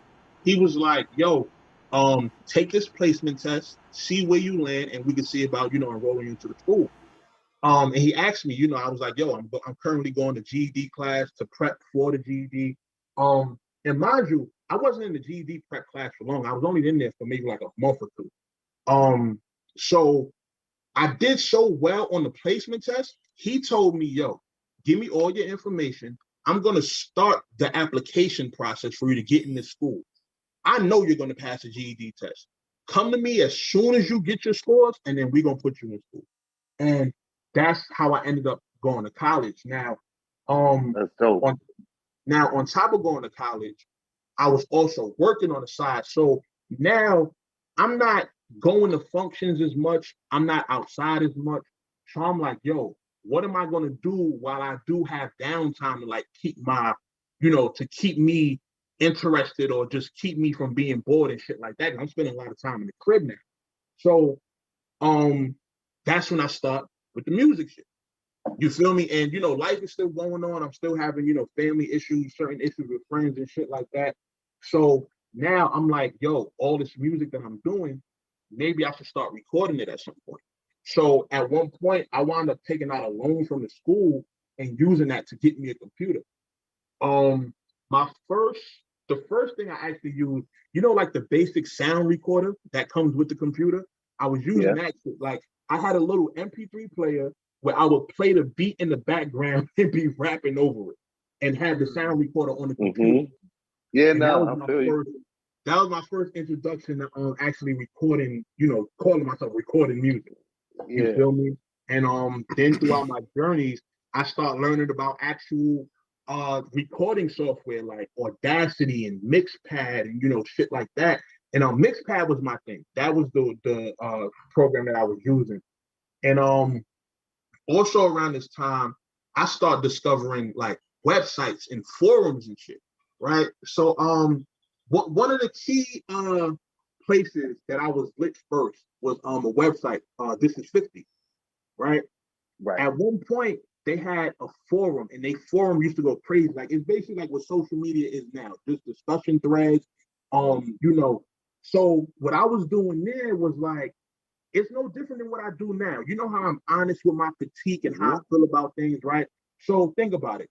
I'm on a 50 Cent website, and when 50 or somebody from G Unit comes out with something that I don't like, I'm making a post like, this is trash. Like, what is this? You feel me? So I start getting so much comments, like, no bullshit. My threads used to always have like 1,000 comments minimum. Like just everybody going at me, people arguing with each other. Like, it used to be crazy. So at one point, when I started doing music, you know what? Let me tell you, YouTube was before that, and let me tell you why. It's a battler by the name of Nova Greasy. I don't know if you heard of him. He battles on. Nova Greasy was on the Draft League. Yeah, that's my guy. He was the first person that I went back and forth on like some diss record shit with, like in the early YouTube days. Like, so I kind of got my training up from him. You feel me? Just learning how to record, learning how to be consistent. Like that was all training for me. Now, in terms of material, I'll honestly say that he beat me. You feel me? He had better material than I did. But I think my consistency overall is what started making people gravitate towards me a little bit. You feel me? So after that is when I start, the This Is 50 thing, and I'm, being honest with my critique. People seeing that I'm a rapper, like people would go to my page and see that I'm a rapper, and then the next day, niggas got a diss song up about me. Like, you got beat by Nova Greasy and blah, blah. So now I'm like, oh, so you a rapper trying to challenge me. So now we start going back and forth. So that was how I got accustomed to the whole just recording process and just putting out music on different platforms. Like I remember it was something called iMean or something like that at the time. I started using that. And from there, I'm like, yo, I'm doing all these diss songs. I'm starting to get producers hitting me up and shit like that. Like, yo, I see you make music. Let's work. And I was kind of scared at first because I'm like, yo, I never wrote an original record before. So I'm like, you know what? Let me hit one of these producers and actually try it. And I did it. I forgot the beat in the song that it was. It wasn't something that's out right now. Something I probably got on my phone. And I did it, and I was like, yo, I could really start writing original music, like making music over original beats. So that's when I started doing that. And then I actually had two producers that was like my go-to guys. Like one was named Insane Sick. He would make like darker kind of instrumentals, like the joint that he was playing. that came on 100 Deep. Insane Sick actually produced that. And my other producer, his name was Big Pete. He was from Austria, I think. And he used to make like Dr. Dre-ish kind of beats. You feel me? So those are like my go-to guys when I first started doing the music shit. So that was my whole introduction into like, you know, making music and everything. So basically, 50 Cent's social media before social media. That was more lit Give than me 1 MySpace. second, my fault. No, you good. No Yeah, worries. essentially, that's what he was It was the saying. battle rap thing. Yeah, I'm actually gonna Yeah, run and use the washroom. I'm gonna be right back. you good. My fault, Good. y'all. I'm back. I'm right here. Yeah, not he was just like reiterating, right? So like so it was essentially like the 50 Cent, you know, website, you know, that really got things going in the direction of like, yo, I got traction behind this shit. There's like a feasible possibility to do Yeah, this shit. You know what I'm saying? And yeah. then and then from there, how what happened? Like you kept on doing that, or So I'm over time, right? I'm trying to really put a time stamp because it was YouTube, it was a This Is 50 thing, and I still was like dabbling a little bit on YouTube as well. And it was one point, like let me tell you, I was one of the first people that had monetization on YouTube. You feel me? Like in terms of I was doing freestyle over industry beats. And I think where I maxed out might have been like, I think I might have maxed out at like 10,000 or 15,000 subscribers at one point. And basically uh YouTube starts with their copyright shit, you know, where they just start taking your shit down. I guess that's when the music industry started cracking down and stuff like that. So I woke up one day, I have a whole bunch of emails, right? And it's like copyright, copyright, copyright, copyright. I'm like, what the fuck is this? So I start, you know, reading them, and I'm like, this is a thing now? Like you can get copyright. So eventually, I got so many that they actually like I got too many at one time. And first they took the monetization away. I'm like, all right, cool, that's no problem. I, you know, still have my fan base or whatever like that. And then they restricted me from uploading. I'm like, now I can't upload. Then Damn. they took my channel down. I was like, oh, come on, Damn. man. Yeah, I had so many of them shits up, and they just struck my shit down, and I was pissed for a minute. I was like, damn, and I was really like, you know, just enjoying having that extra income and you know shit like that. But it was a learning lesson for me, you know, and that's another reason why I started doing the original music because I'm like, yo, if I can make original music and actually, you know, start to, you know, put out albums and stuff like that, then I'll be good. So the first thing I was doing was my mixtape series. It was, you know, No Mercy the mixtape. Like that's what it was called. I did 4 volumes.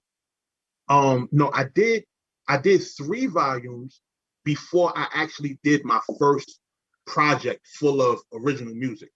And it's crazy because like you know what people are doing now with like DistroKid and TuneCore. I had came across TuneCore back in those days. This was probably like 2010. And I had dropped my album independently. I think I sold probably about 400 copies. You know, not no crazy numbers, but it still was enough to where I was like, yo, this is, you know, you can Yeah. actually start to build a salary and a nice living wage off of just, you know, putting your content out and shit like that. So I started to go that route. Um I put out another volume on my mixtape, but this was all original material. And I just kept doing music for a minute. Um, I started to move on, you know, because then after a while, now social media is starting to become a thing. So now it's starting to be the Facebooks, the Twitters. Twitter was really big when it first broke, because there was nothing like it at the time. You feel me? You could just put your tweets in and just go. You feel me? And just check on it later. So I wound up getting a following on that, basically doing the same thing, just you know, putting my feedback out there, being honest about different shit that was going on. And I'm trying to think. Um because I transitioned from being a rapper to doing the camera shit. You know, now I'm, editing. And so I came across this artist, his name is Gleams, right? And he was one of those people that was like me, like, stated his opinion, honest and shit like that. And he actually had got brought on stage at a Joe Budden show around that time to start freestyling. So what he wanted to get his first music video done, right? So at this time, I got some little handheld Panasonic bullshit. I probably paid like $60 or $70 for it. And I shot his first video with that, and that video was horrible. Like, if I was to watch that shit now, that shit is so trash. So when it came out, it got mixed reviews because when you just starting to do something, you got the people that's gonna be, nice with the feedback, like, oh, this good for a first shot, whatever. Then you got the people that's the experts that know video, and it's like, nah, this is trash. You got to step your shit up, et cetera, et cetera. So me, I'm not one that gets emotional about that. I'm the one that's gonna say, okay, y'all think it's trash. Now I'm gonna step my shit up so the next time I come out, y'all not gonna say this shit is trash. So that's when I really got me like a real camcorder. It was like a Canon T3i or something like that. And that's when I started doing, visual, like started really doing music videos for like people in my neighborhood, artists that I come across in Harlem. I'm going to their shows and recording their performances, doing interviews with them and stuff like that. And that's basically how No Mercy TV comes about. Because now I want to build a platform for up and coming artists to start, being able to get their shit off. And even beyond that, I'm noticing when I'm a rapper, like how many people I'm meeting on the internet that are just out there rapping and don't have any type of backing. They don't have any identity. They don't have any, ways to get their stuff out. So I'm like, yo, I want to be that for them. I want to, even the artist that's dissing me, like I want to be the one that can help them get their shit out and, start to actually push them, just to get big opportunities. So I'm trying to think. So I start No Mercy TV, and mind you, throughout all of this stuff that's going on, I'm still outside. Like I'm still, with my peoples and shit like that. And my bro JR, who is somebody I grew up with, like he was right next door. He's Dominican. I used to go to his house to watch all the wrestling pay-per-views and shit like that. Like, that's the type of upbringing we had. So he was actually more in tune with the internet at the time. So now mind you, right, and this is where we transition to battle rap, right? So in terms of my battle rap history, right, I'm coming from the Smack DVD era. We used to go to 125th, get the DVDs, come back to the crib. It's like 30 of us in the crib all watching Mook versus Nail, shit like that, right? Smack DVDs, that's it. Yep. So we also, we might be outside, we might be talking, discussing the battle, breaking it down, debating and shit like that. And eventually battle rap makes the transition from the DVD to the internet.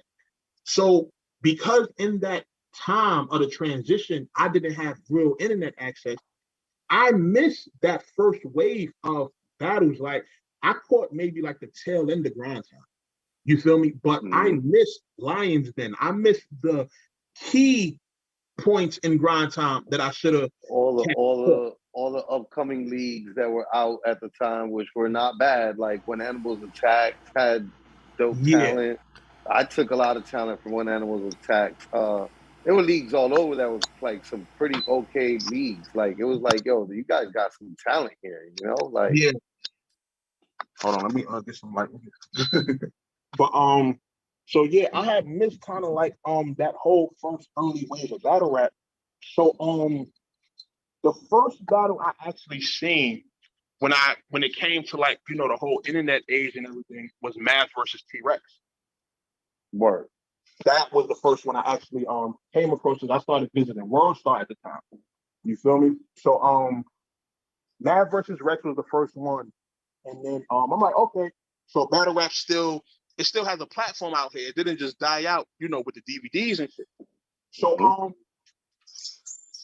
then I'm still not on the internet as heavy. You know, I'm going on the internet probably once a week. You know, this is like MySpace days and shit like that. You know, I go once a week, probably check my MySpace, see if I got the friend requests and, you know, that kind of shit. You feel me? And then I start venturing over to YouTube more. And I start to get into the battle rap side of YouTube.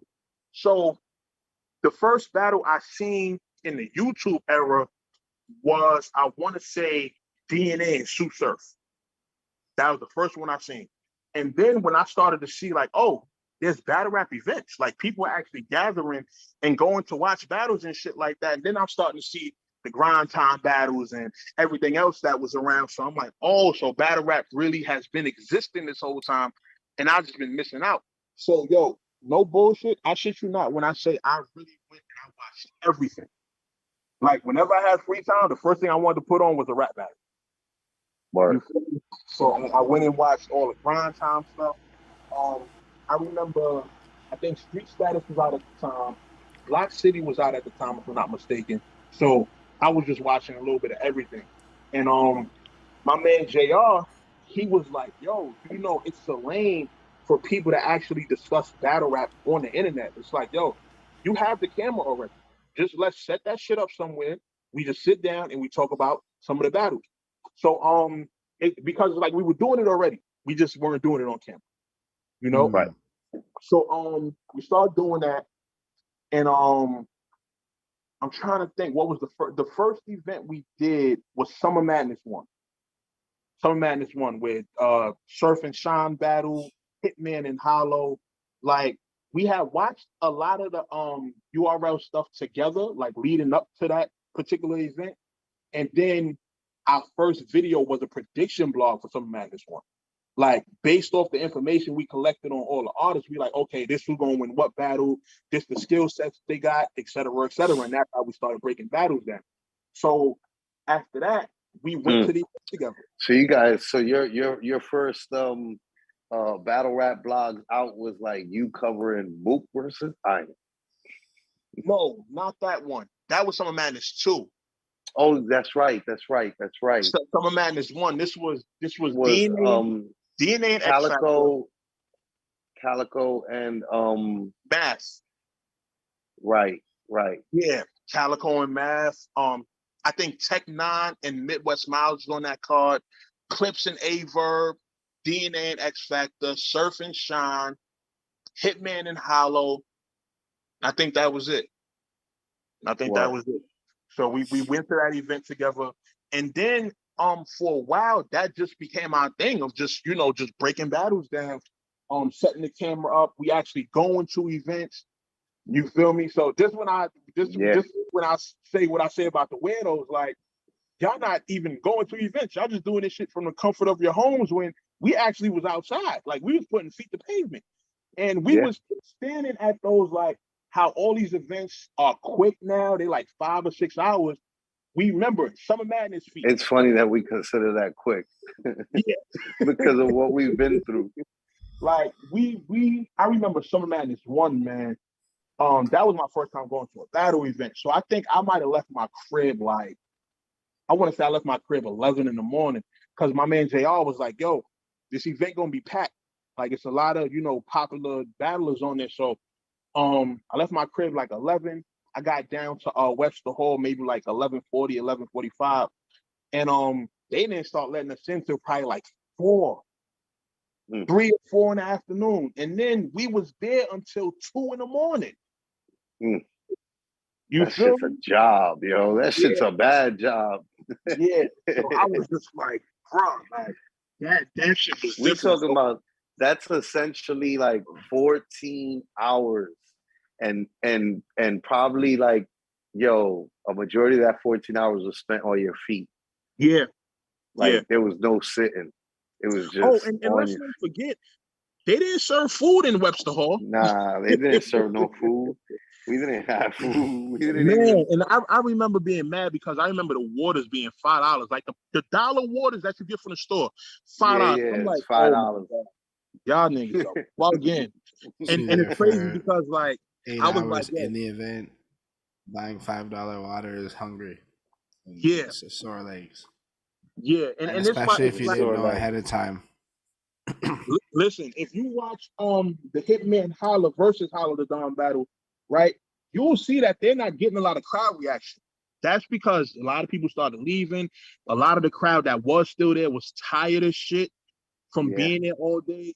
So, and it's that's the crazy same because thing that happened with Mook and Iron, right? Like the same crowd was exact thing. just like the Same crowd was exact thing. just done, man. They were just tired. And they were in no mood for Iron to be fucking trying out no new shit. Like, Yeah. what is this shit that you up here doing right now, Brody? Like yo, and it's crazy because after the first Summer Madness, yo, a lot of us was like, yo, we're not doing this shit again. Never again. And then Summer came Madness right 2 back and comes did around. it again. And it was just like, yo, what the hell? You feel me? Like, damn, I ain't fixing it. And it was the same thing. It was the hour-long breaks between battles, Smack trying to get Henny to the stage. Like, yo, start these battles. We came here for battles. We didn't come here for all this other extra shit. You feel me? Those were still amazing experiences. Like, nothing. It was too much of a show sometimes. But at the same time, you know what? You end up getting the gold of like at Madness too, right? No, wait. Oh no, now I'm confusing them because I was about to mention Calico and Lux, and that was Madness too. That was Madness too, right? Yeah. There you go. Exactly. So like you get the showmanship of like Lux coming in with a fucking casket, like yo, let me tell you. And I had to recently start to think of like all of the stuff that I was noticing that night. Like when you see Lux bring the picture out, right? I remember because I was up on the balcony. I had a VIP ticket. So where we were at on the balcony, the DJ or whoever the guy is that controls the screen, I remember Lux coming up there at one point and talking to the guy. So now when you look at the whole thing that happened with, him putting the picture up on screen, I'm like, oh, he was plotting. Yeah. Trying to get the picture up. And I was like, yo, that whole thing, just how that played out was just crazy. And that's really right. That's just that goes to show Lux's understanding of just being an artist. Like, yo, anybody could talk to the sound guy. Like, it's not like he went through like Smack or anything like that. He just knew where to identify where the sound guy is going to be and then go and talk to the fucking sound guy, the video guy, the AV team. You know what I mean? Probably and make sure really that he's happy like, to yo, accommodate.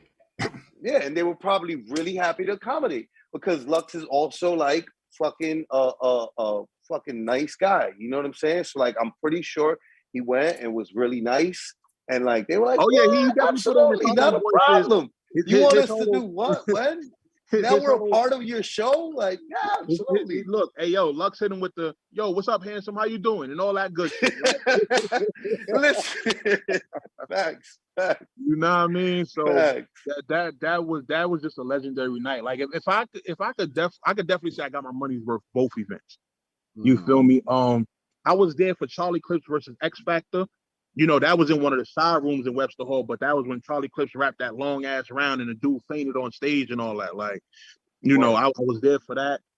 I mean, you also, so then at that point, right, you're starting Trap House, no? Trap came a little bit after, right? So the way Trap New York came about was I'm starting to get recognized from the blogs. And mind you, this was completely new to me, right? Because I'm used to getting stopped on the street from, all the people that I was in school with and, things of that nature. But, few years pass, you grow up, you on adult time, you just going to work, going to school, et cetera, et cetera. So that kind of life kind of slows down a little bit. So I'm going outside while I'm, doing my blogs and shit like that. And I'm starting to get stopped by people. People like, yo, I seen your Summer Madness blog and, shit like that. And mind you, because blogging wasn't a big space at the time. I was getting early. a lot of You views. Were early. Like, you were early. Doing 5,000, 6,000 per blog and shit.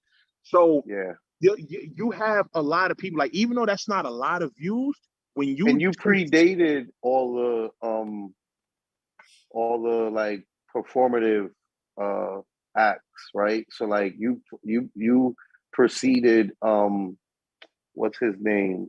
Angry Angry Fan. Fan, definitely. You I was preceded around. Angry Fan, and then and if you preceded Angry Fan, I look at Angry Fan as like the beginning of like that all that stuff before All the DNA's extra shit. two and Yeah. before the even further, right? Like Yeah. I'm trying to think of who was around at the time. And what I think Mickey Fax and Gracie, Gracie that run Guerrilla Warfare, I think they had like a mhm. radio show or something at the time. But in terms of blogging, I didn't really know of any other channels that were doing like battle rap blogging. Like, I don't think Chris Unbiased was around at the time. I might be mistaken because this is 2010.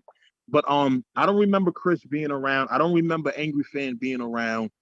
Um, I think Jay Black might have been around.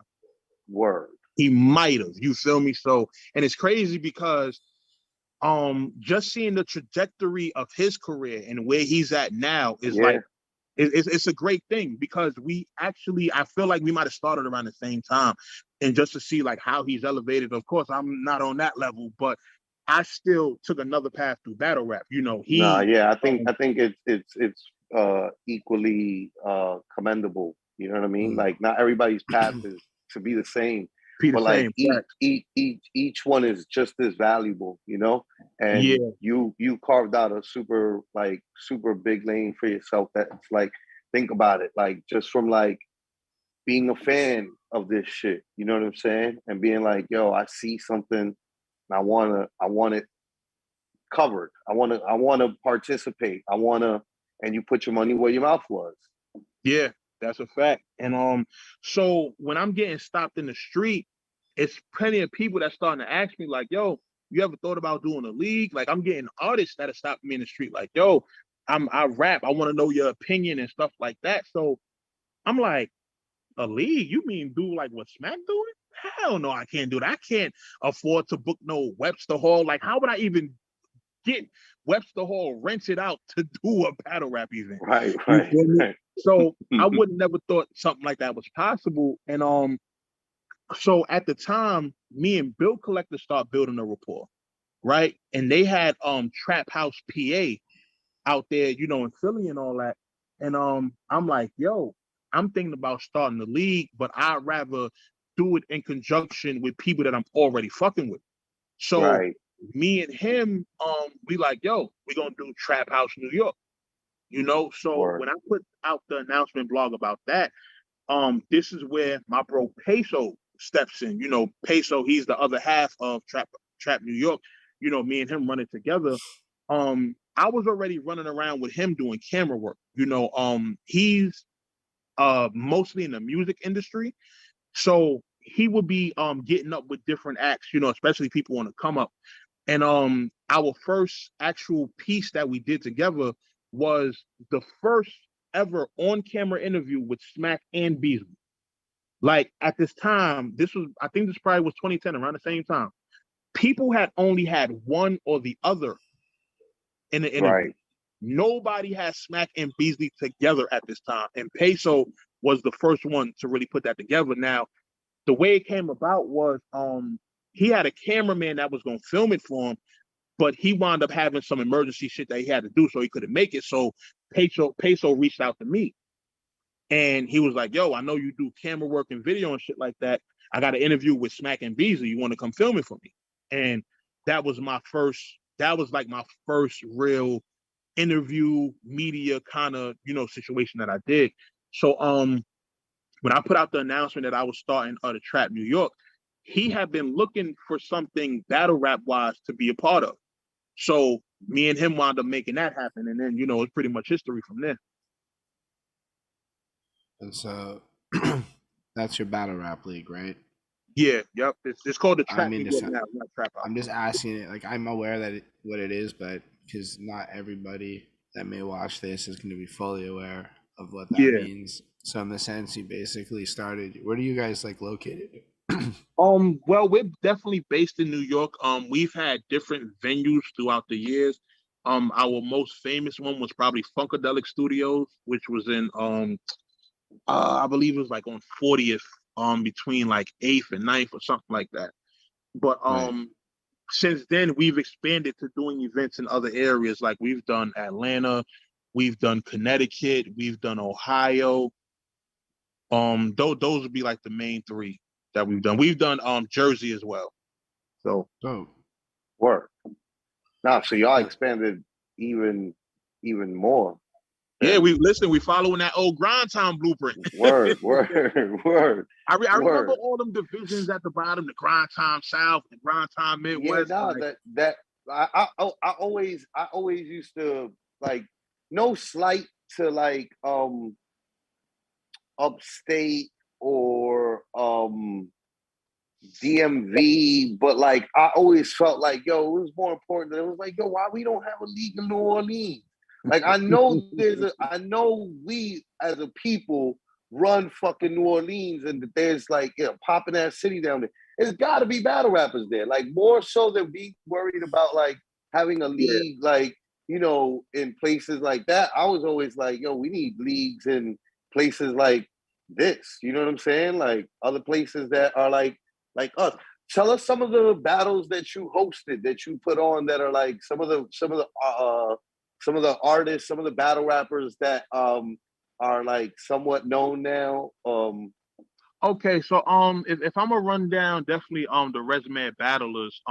So what we pride ourselves on, right, is bringing up new talent. And Yup. we what's crazy is we did take a lot of blueprint from older leagues that were around, like the street statuses in the block cities. Because if you remember, URL wasn't the start. URL is never the starting point for a battle rapper.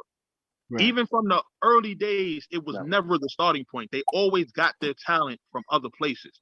So we wanted to be the one of the places that people feel like, all right, you could come through here and then possibly, get put on URL or RBE or another big platform.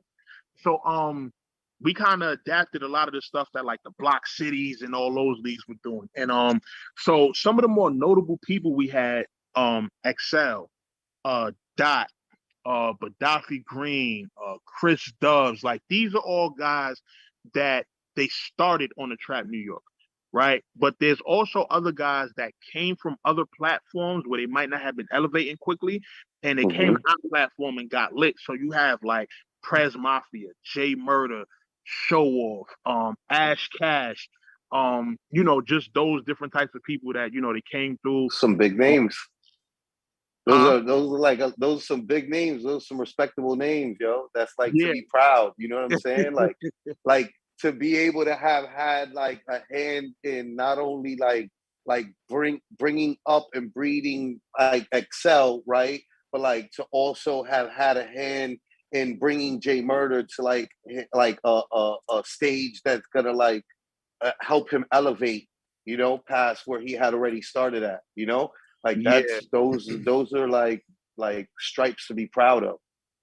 Facts. Definitely. And it's definitely been a long journey, but we just like being, some of those people. Like we like being one of those platforms that like we could say somebody got their spark here and look where they are now. Like one of the biggest battlers right now, Easy the Block Captain, right?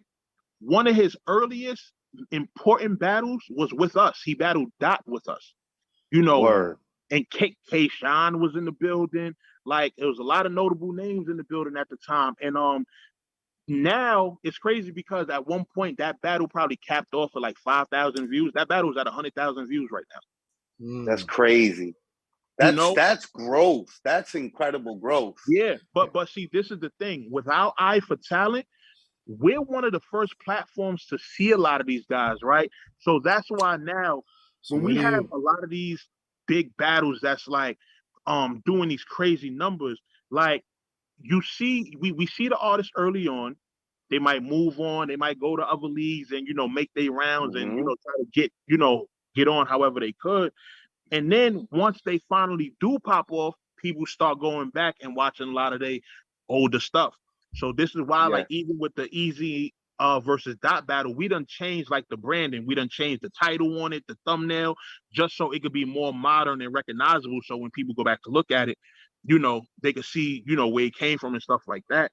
And that's one of the things we pride ourselves on. And it's great because it also continues to shed light to what we do over time. So between those 5,000 views and those 100,000, people are starting to see, wait a minute, this guy was on Trap New York back in 2014. So clearly these guys are seeing something in these, artists that a lot of other people might not have been seeing at the time.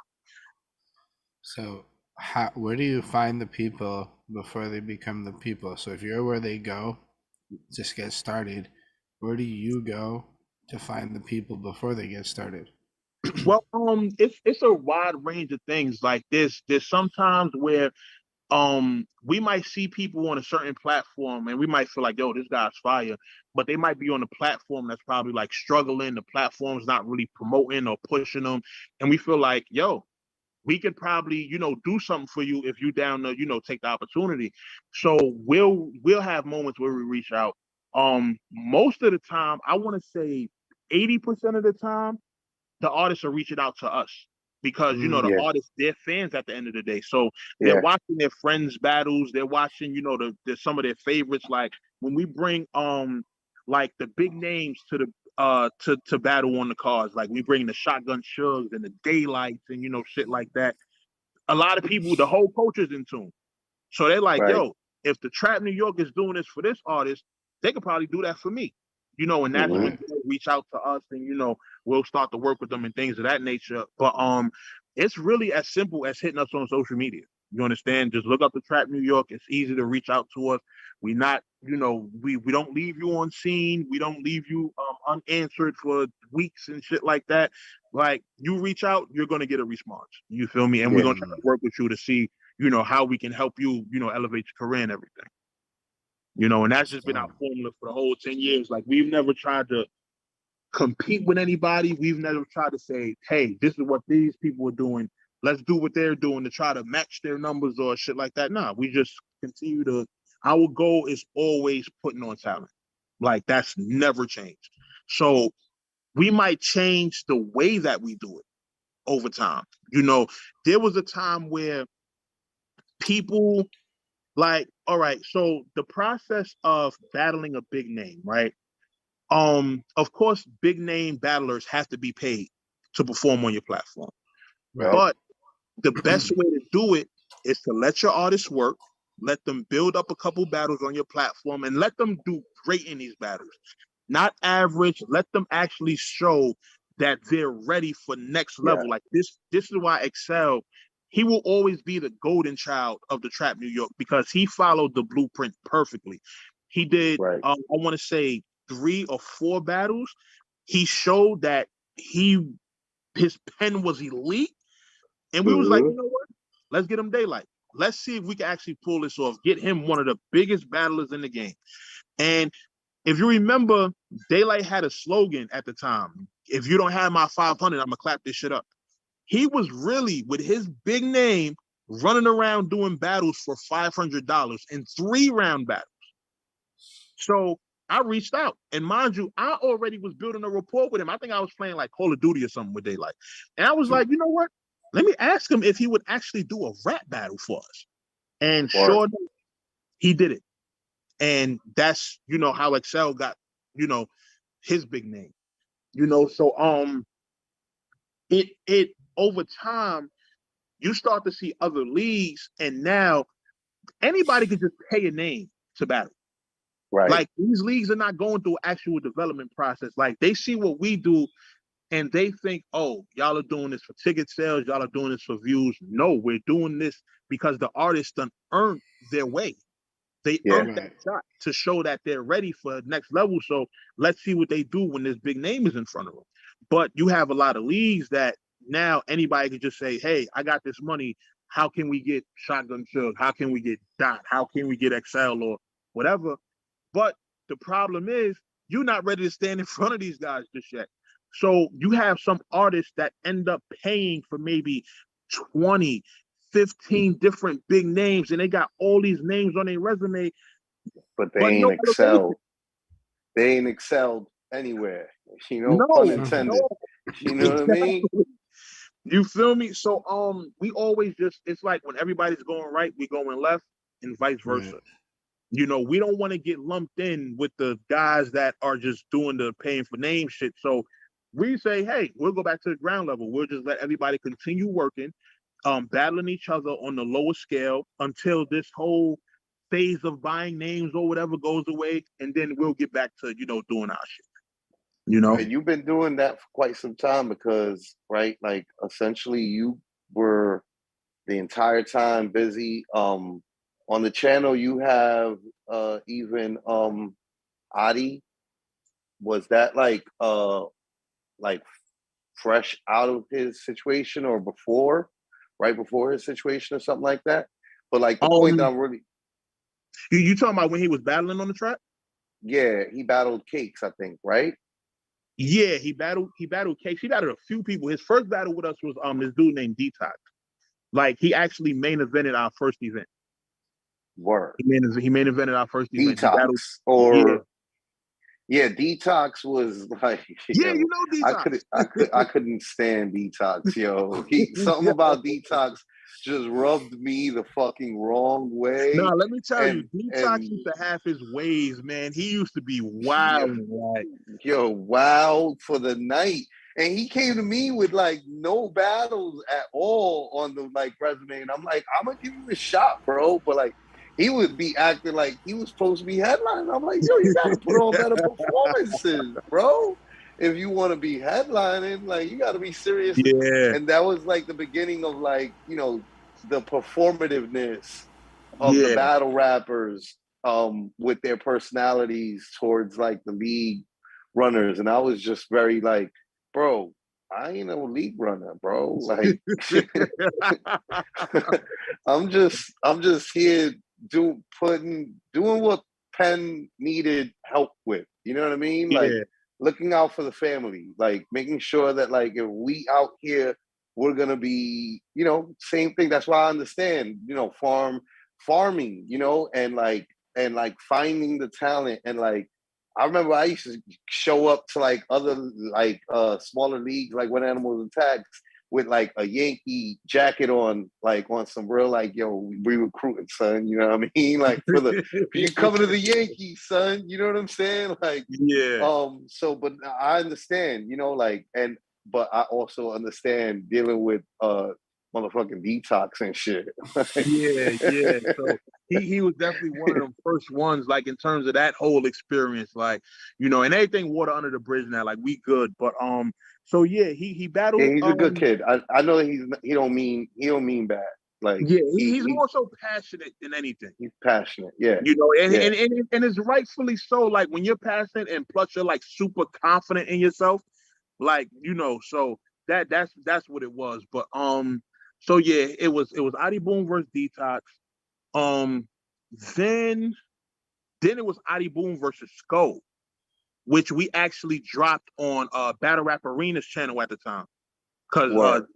Jesse was rocking with me heavy, and also Skull had just been on UFF at the time.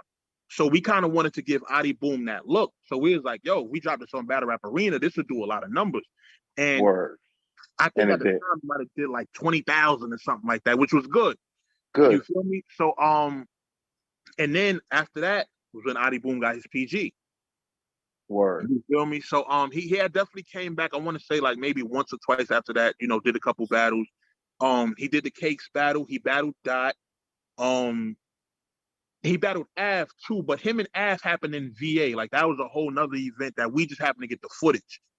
You know, Word. um A shout lot out of to a lot of original like characters when I look at the names that you're mentioning. Like that was something that we like prided ourselves on as well. Like wanting to have. That's a New York thing. New York like wants yeah, variety. Like it can't be that everybody sound like Fab and Jada. Like fact. we're gonna get tired of that real quick. Like it's got to be a variety of personalities and styles, and the names that you're naming are people who like had original styles of their own. Yeah. Yep. Shout out my bro Jims. He another one that came through the trap early, had them big battles and everything like that. Like Yo, it's a lot of people. And so the whole time you were running a league, you were also blogging at the same Yeah, time. definitely. And when did the shows begin? That Yeah. was when? Man, so in terms of shows, you know what's crazy? I have a crazy history with shows because I always would get offers to do other things. Like so early on, the first one was this dude named, I think his Twitter was like the real 101 or something like that. Like he had a show and I was doing mostly the editing. I wasn't actually on the show. I was doing like his visuals and everything. So that was one thing. Then see, I can say this, right? I didn't really take blogging too serious at one point. Like in terms of realizing like I had a community and I had a fan base. It was more so like I feel like it's a difference between posting videos and blogging. You Right. feel me? Like actually paying attention to your community, your fan base and stuff like that. And I want to say it wasn't until the pandemic that I really started taking advantage of the community. I would be posting my videos, my recaps and everything. Um and it would just be like, all right, I'm posting my shit, posting my videos. And so during the pandemic was when I started to do the No Mercy TV live because I'm Right. realizing like, yo, everybody's home. Everybody's in the crib, nothing to do. People are bored out their minds. Let me start doing an actual live show on a regular basis and try to stick to a schedule. So people know I was already doing like I would go live on Facebook every once in a while. I think I had a couple of points where I went live on YouTube, but only for a few minutes, like just to like try it out type shit. But then I was like, you know what? I'm gonna make this my thing, like to actually just go live and keep the fans entertained and really tap into the No Mercy TV community. And during the pandemic, was when I finally started to do that. And so yeah, I would say that's really when all of the live and broadcasting and stuff like that started. Word. And then how do you end up linking up with Excel and doing the podcast? You said what? How do you end up starting the podcast, the Child of Fable? Oh, so let's have this fable. It's like this. Both me and Excel, we're heavily opinionated, So whenever things are going on in the news or it's like some current event stuff, we always like are posting our feedback. Whether it's albums that come out, songs that come out, movies, video games, some bullshit happening in politics. Like we're always discussing these things, and also me and Excel would discuss these things on the phone. Like me and him would always have like I don't remember a time I spoke to Excel on the phone and it was less than an hour. Okay. Like Word. we would really, be building on a regular basis for like an hour, 2 hours plus or whatever. And so we was like, yo, we really be having interesting conversation. Like, yo, we need to really like just make this a show kind of thing, and he was already doing different, like he already had a couple of different shows that he had tried to do. Like he had done interviews, he had his own podcast. I forgot the name of it, it's like Make It Plain or something like that. And he was trying it, but I guess he, Excel, being that he's not like the uppity kind of person, he needs another element in order to really be able to, talk his Work shit. off of. Yeah. Yeah, exactly. To bounce the energy off of. So we was like, yo, we would probably be perfect to, just do that together. So that's what we wound up doing. And Let's Chop This Fable, the first couple of episodes were just me and him. I think me and him did like the first 4 or 5 episodes. And in the midst of this is when I ran across Sly.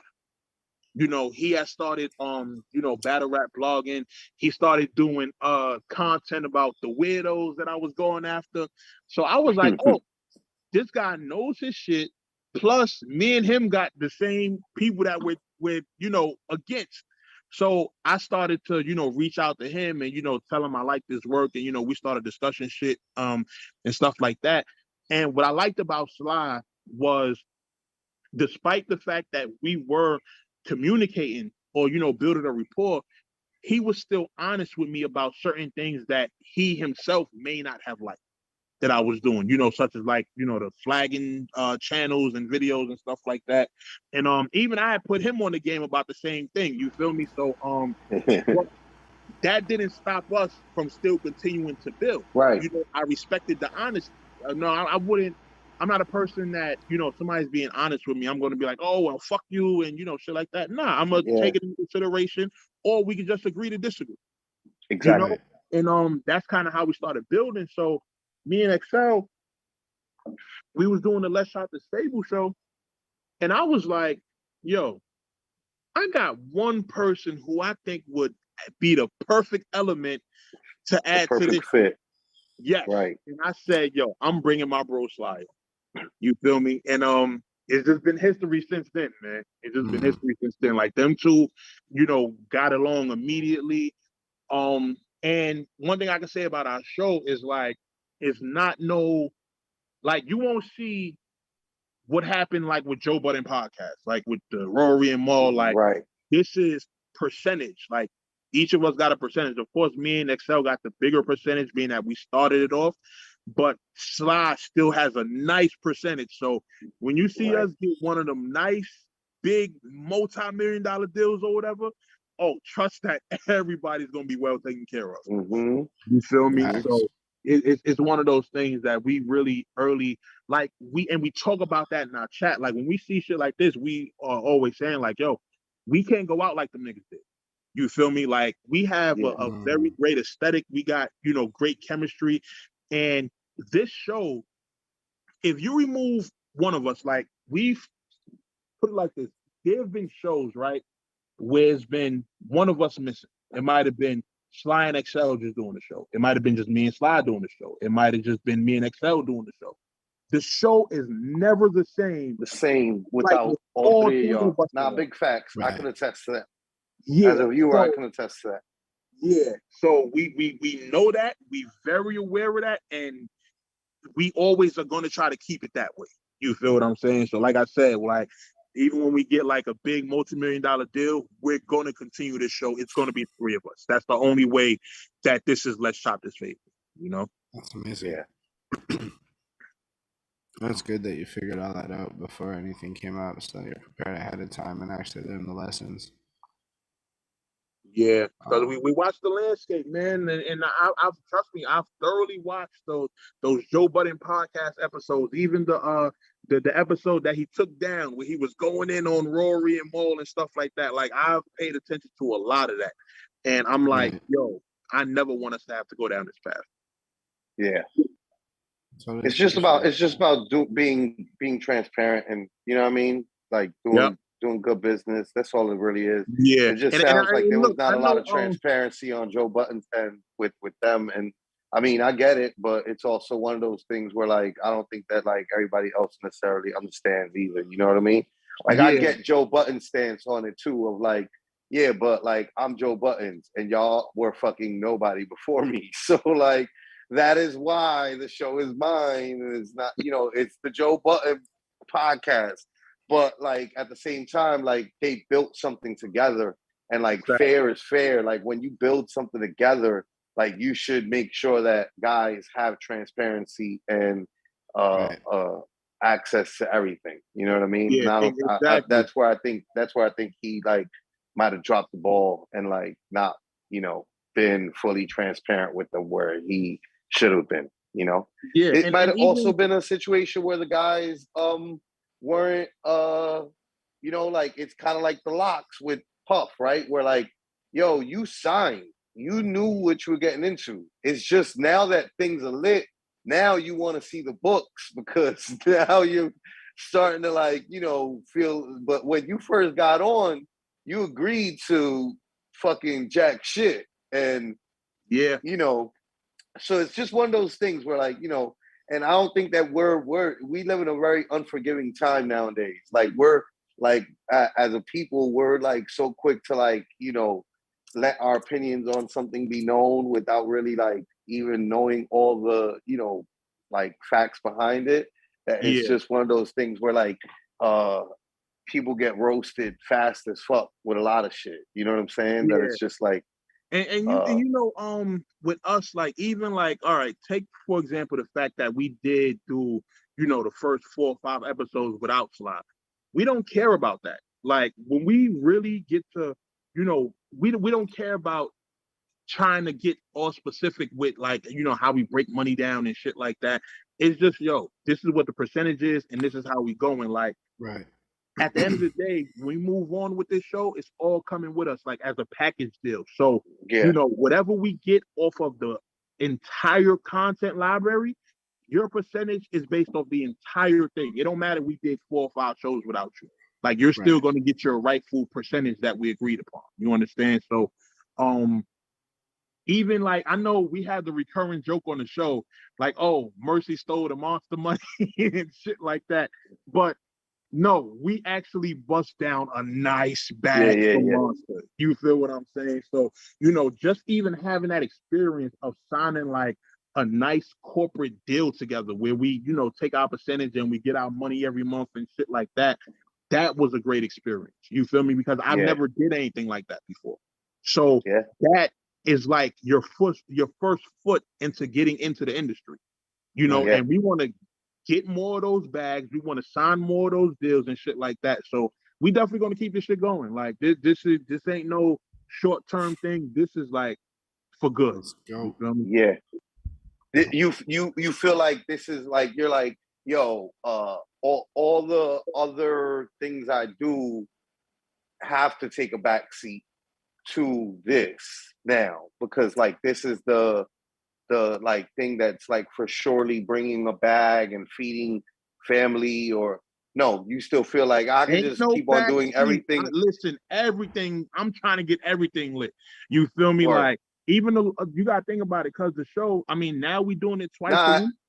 I was opening it up, right? Because I seen all the like trap New York battles that are coming, and I'm like, I was gonna hit you up to be like, believe me, I'm gonna be in the house. But I already know I'm going. I figured, you know what, it'd be better I just show up. You know what I'm saying? Because I already know what time it is. Nah, for surely. But yeah, like, you gotta think about it. We doing the show now. We doing it twice a week. I still got a whole bunch of other ventures I gotta entertain. I still got a blog. I still gotta run the league. Like, you know, and there's so many other avenues that I'm even, you know, still trying to get into. Like, I might get back into doing music and shooting videos and stuff like that for myself at some point. You understand? So, you know, I'm trying to do it all. You feel me? Yeah. Like, again, like I told you earlier about the multiple streams of income, like, I'm trying to have 6 or 7 of them joints coming in. I just had a newborn 4 months ago.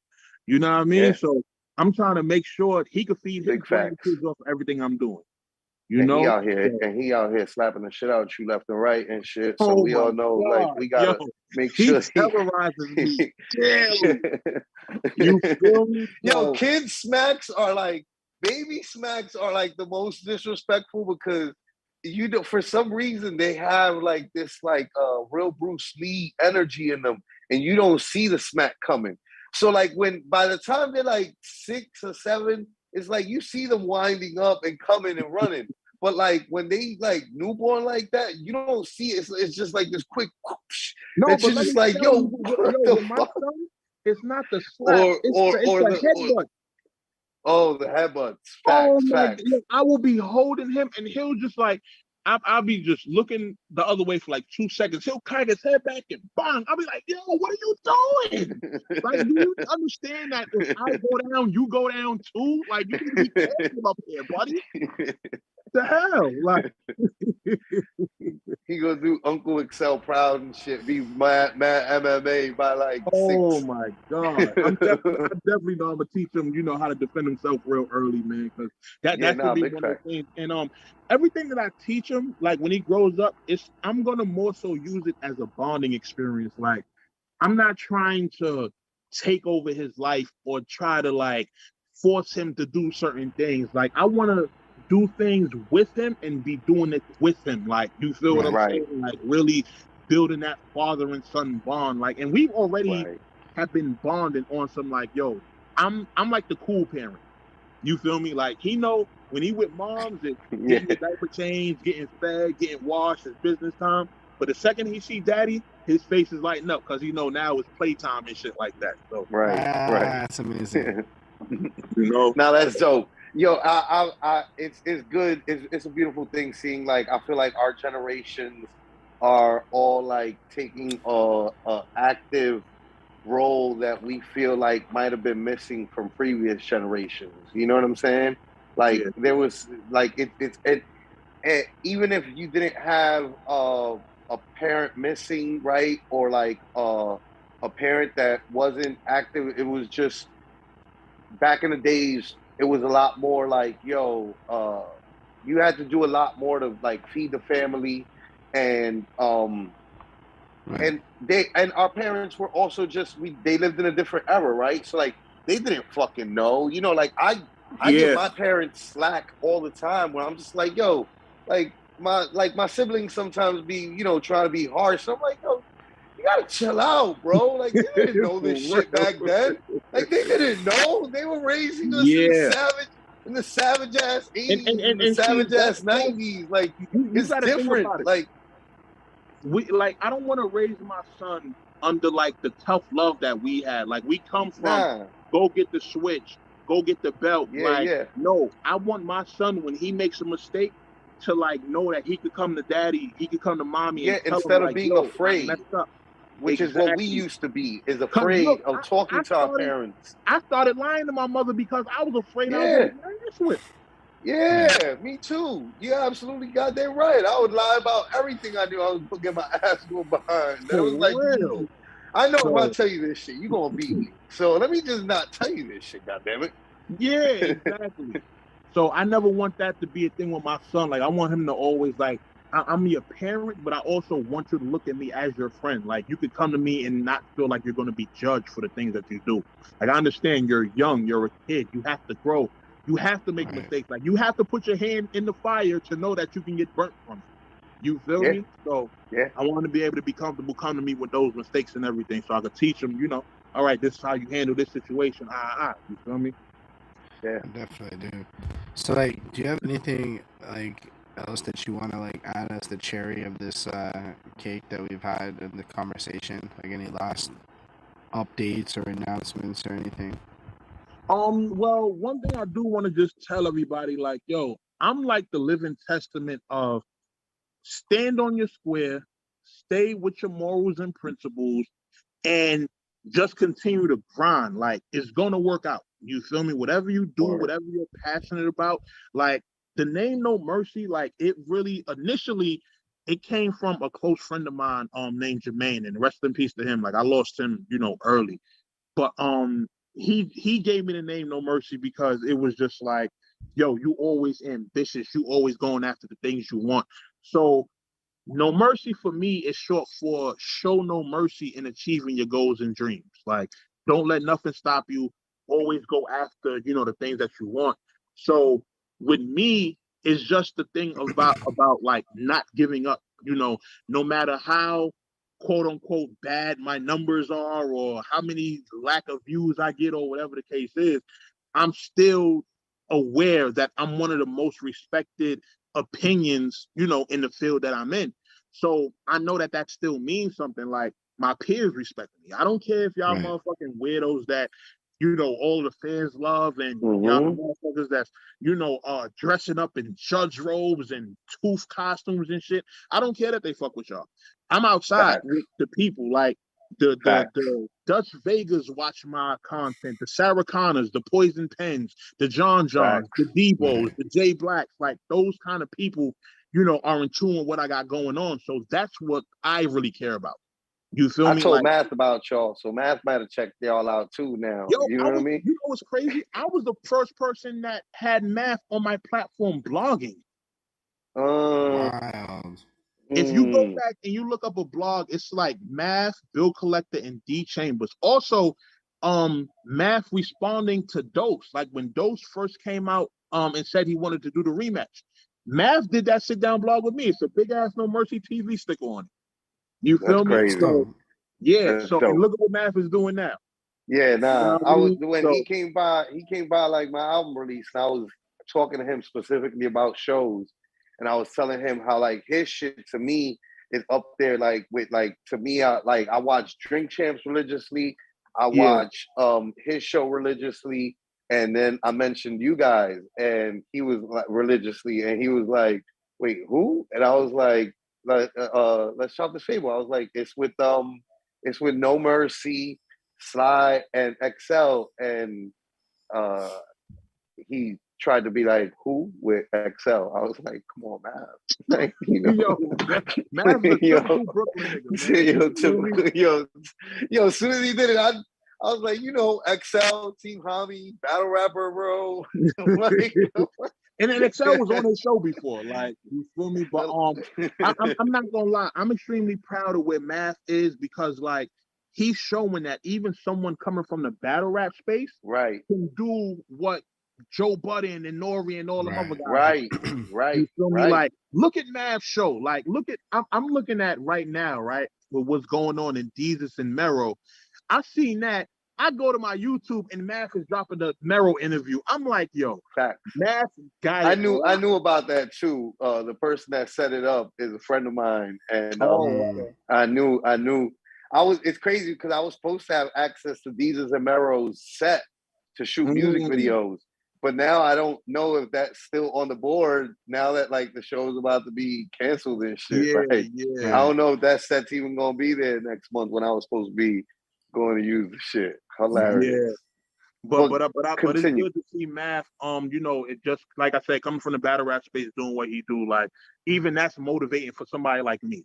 You feel me? Like Word. even at the level that I'm at, I still get motivated to work. You know, it's something about just seeing your peers do what they do and succeed that continues to motivate me. Like some people get envious, some people get jealous. No, that's never been me. Everybody fucks with you. You know what I'm saying? Like across the board, like let that be known. You know what I mean? Like look, like you guys ended up doing the Twitch shit for KOTD. You know what I'm saying? Like Organic, who's like notoriously fickle. You know what I mean? Fucks with you. You know what I mean? Smack fucks with you. Matt, everybody, you know, that I know that's like Sway, everybody that I know who I hold in like yo, we're of this cloth, we're like quality motherfuckers that are always real and always authentic. You're never gonna get fake bullshit out of us. Like it's always the cloth, like all fucks with you heavy all across the board. You know what I'm saying? So like it's one of those things where like it's a like this episode is like dope because like I think it's like a head nut because like when I look at our guest list like of like people who fuck with us because they fuck with me is like the same thing goes like all those names. I'm sure I mentioned them to you, and it's gonna be the same thing as it like when Sway or you know any of the people who have been co-signed and been in the house and been standing next to you and been right there. You know what I'm saying? Like everybody fucks with you heavy. You know what I'm saying? And these are all guys like there's not too many people in battle rap that I consider family, but Hami is definitely family. Like I done been to Hami Park, I done been outside with guys. Like those are really my guys. Like I love Team Hami, man. Like it's always love with them. Always like, and even when they speak on me, it's always in very high regard. You feel me? So I appreciate Hami more than more than most people in this culture. But it's a lot of people, man, like that I hold in high regard. Like shout out to Dot, like that's my brother. You know, he always going to bat for the trap. Shout out to Jims, he another one, Excel, you know, Ash Cash, that's really like my sis for real, you know, Jay Murder, Show Off, like it's so I'll be naming people forever. You feel what I'm saying? Yeah. But, you know, it's a lot of genuine people that I met in battle rap that I fuck with heavy. You feel what I'm saying? Like even you, like I'll be seeing you in the comments and everything once in a while, and you know, we'll talk on Facebook and shit like that. So, you know. Facts. And plus just you being a legend in your own right and showing somebody like me love who, you know, pretty much modeled what I do off of something that you set, you know, part of a blueprint that you helped create. You feel what I'm saying? So, you know, absolutely. I've always been tuned in. I've always been checking it out. I've always been Trap New York, like you said, it was the only thing that was really cracking before y'all or around the same time was B City, right? Like Yeah, we go that hard. that that that that that you know what I mean? And we go hard, you know, your boy Clip started with us. You know what I'm saying? So Right. like it's one of those things that like and I look at like everybody, like you guys and what y'all did, like it wasn't what we did, but that was what was beautiful and that was what was good. Like you guys set your own blueprint. I mean, you know, there were similarities and things, but like you guys did your own thing, built, forged your own lane, you know, did your own journey with minimal to no cosigns. You know what I'm saying? Carving out your own lane, you know, and that's why like Penn and Sway and you know what I mean? Like we all I've been paying attention, you know what I'm saying? And I know that like you guys have added to you in particular, but you guys together have added to the history of battle rap that you know once it's written, once we get our own like museum and shit, you know what I'm saying? Like y'all get to be in there. Like we all get to be in there. We all in there together and shit. You know what I'm saying? Look, shout out to We Go Hard too, because that's really like I fuck with a lot of them over there. Like even though it was heavy competition at one point, it was respectable competition. Like it was the Mets and the Yankees. You feel me? Like that's right. It was the 1-2 punch in New York. You know what I mean? Facts. Y'all were keeping New York alive and feeding talent to URL. You know what I mean? Yeah. By competing with each other in that way.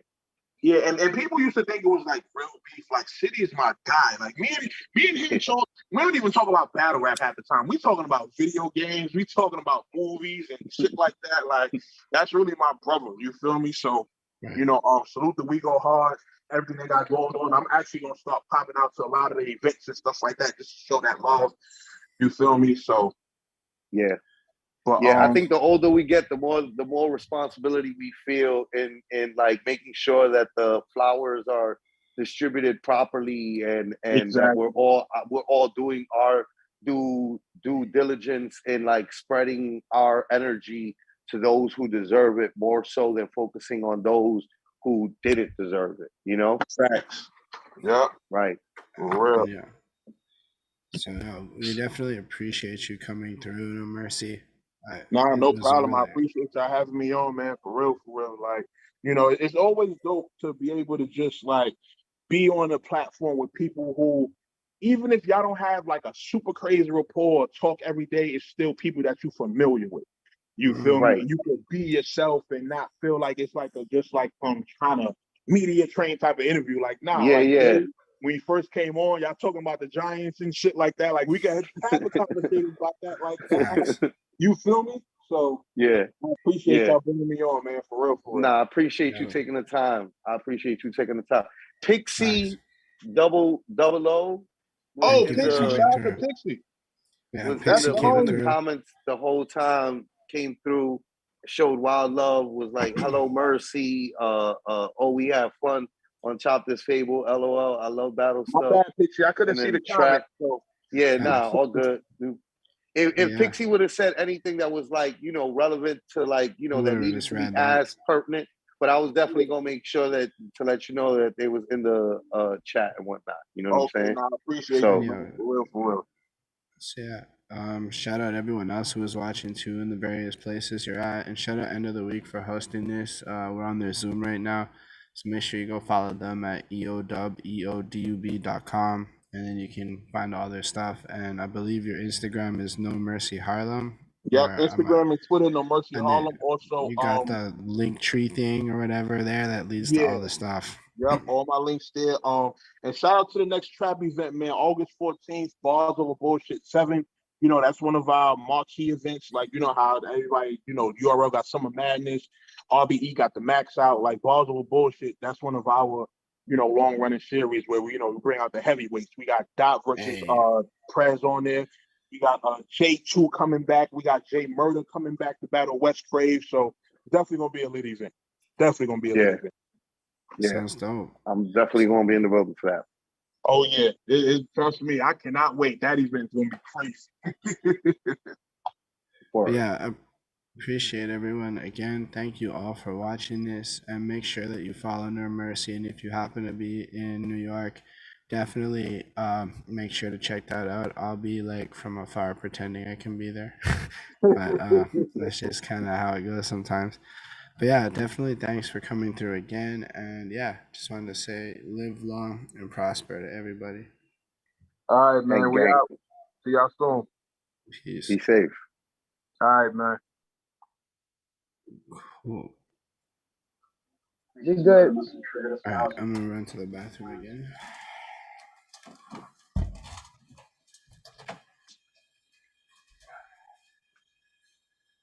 Same. Let me mute myself though.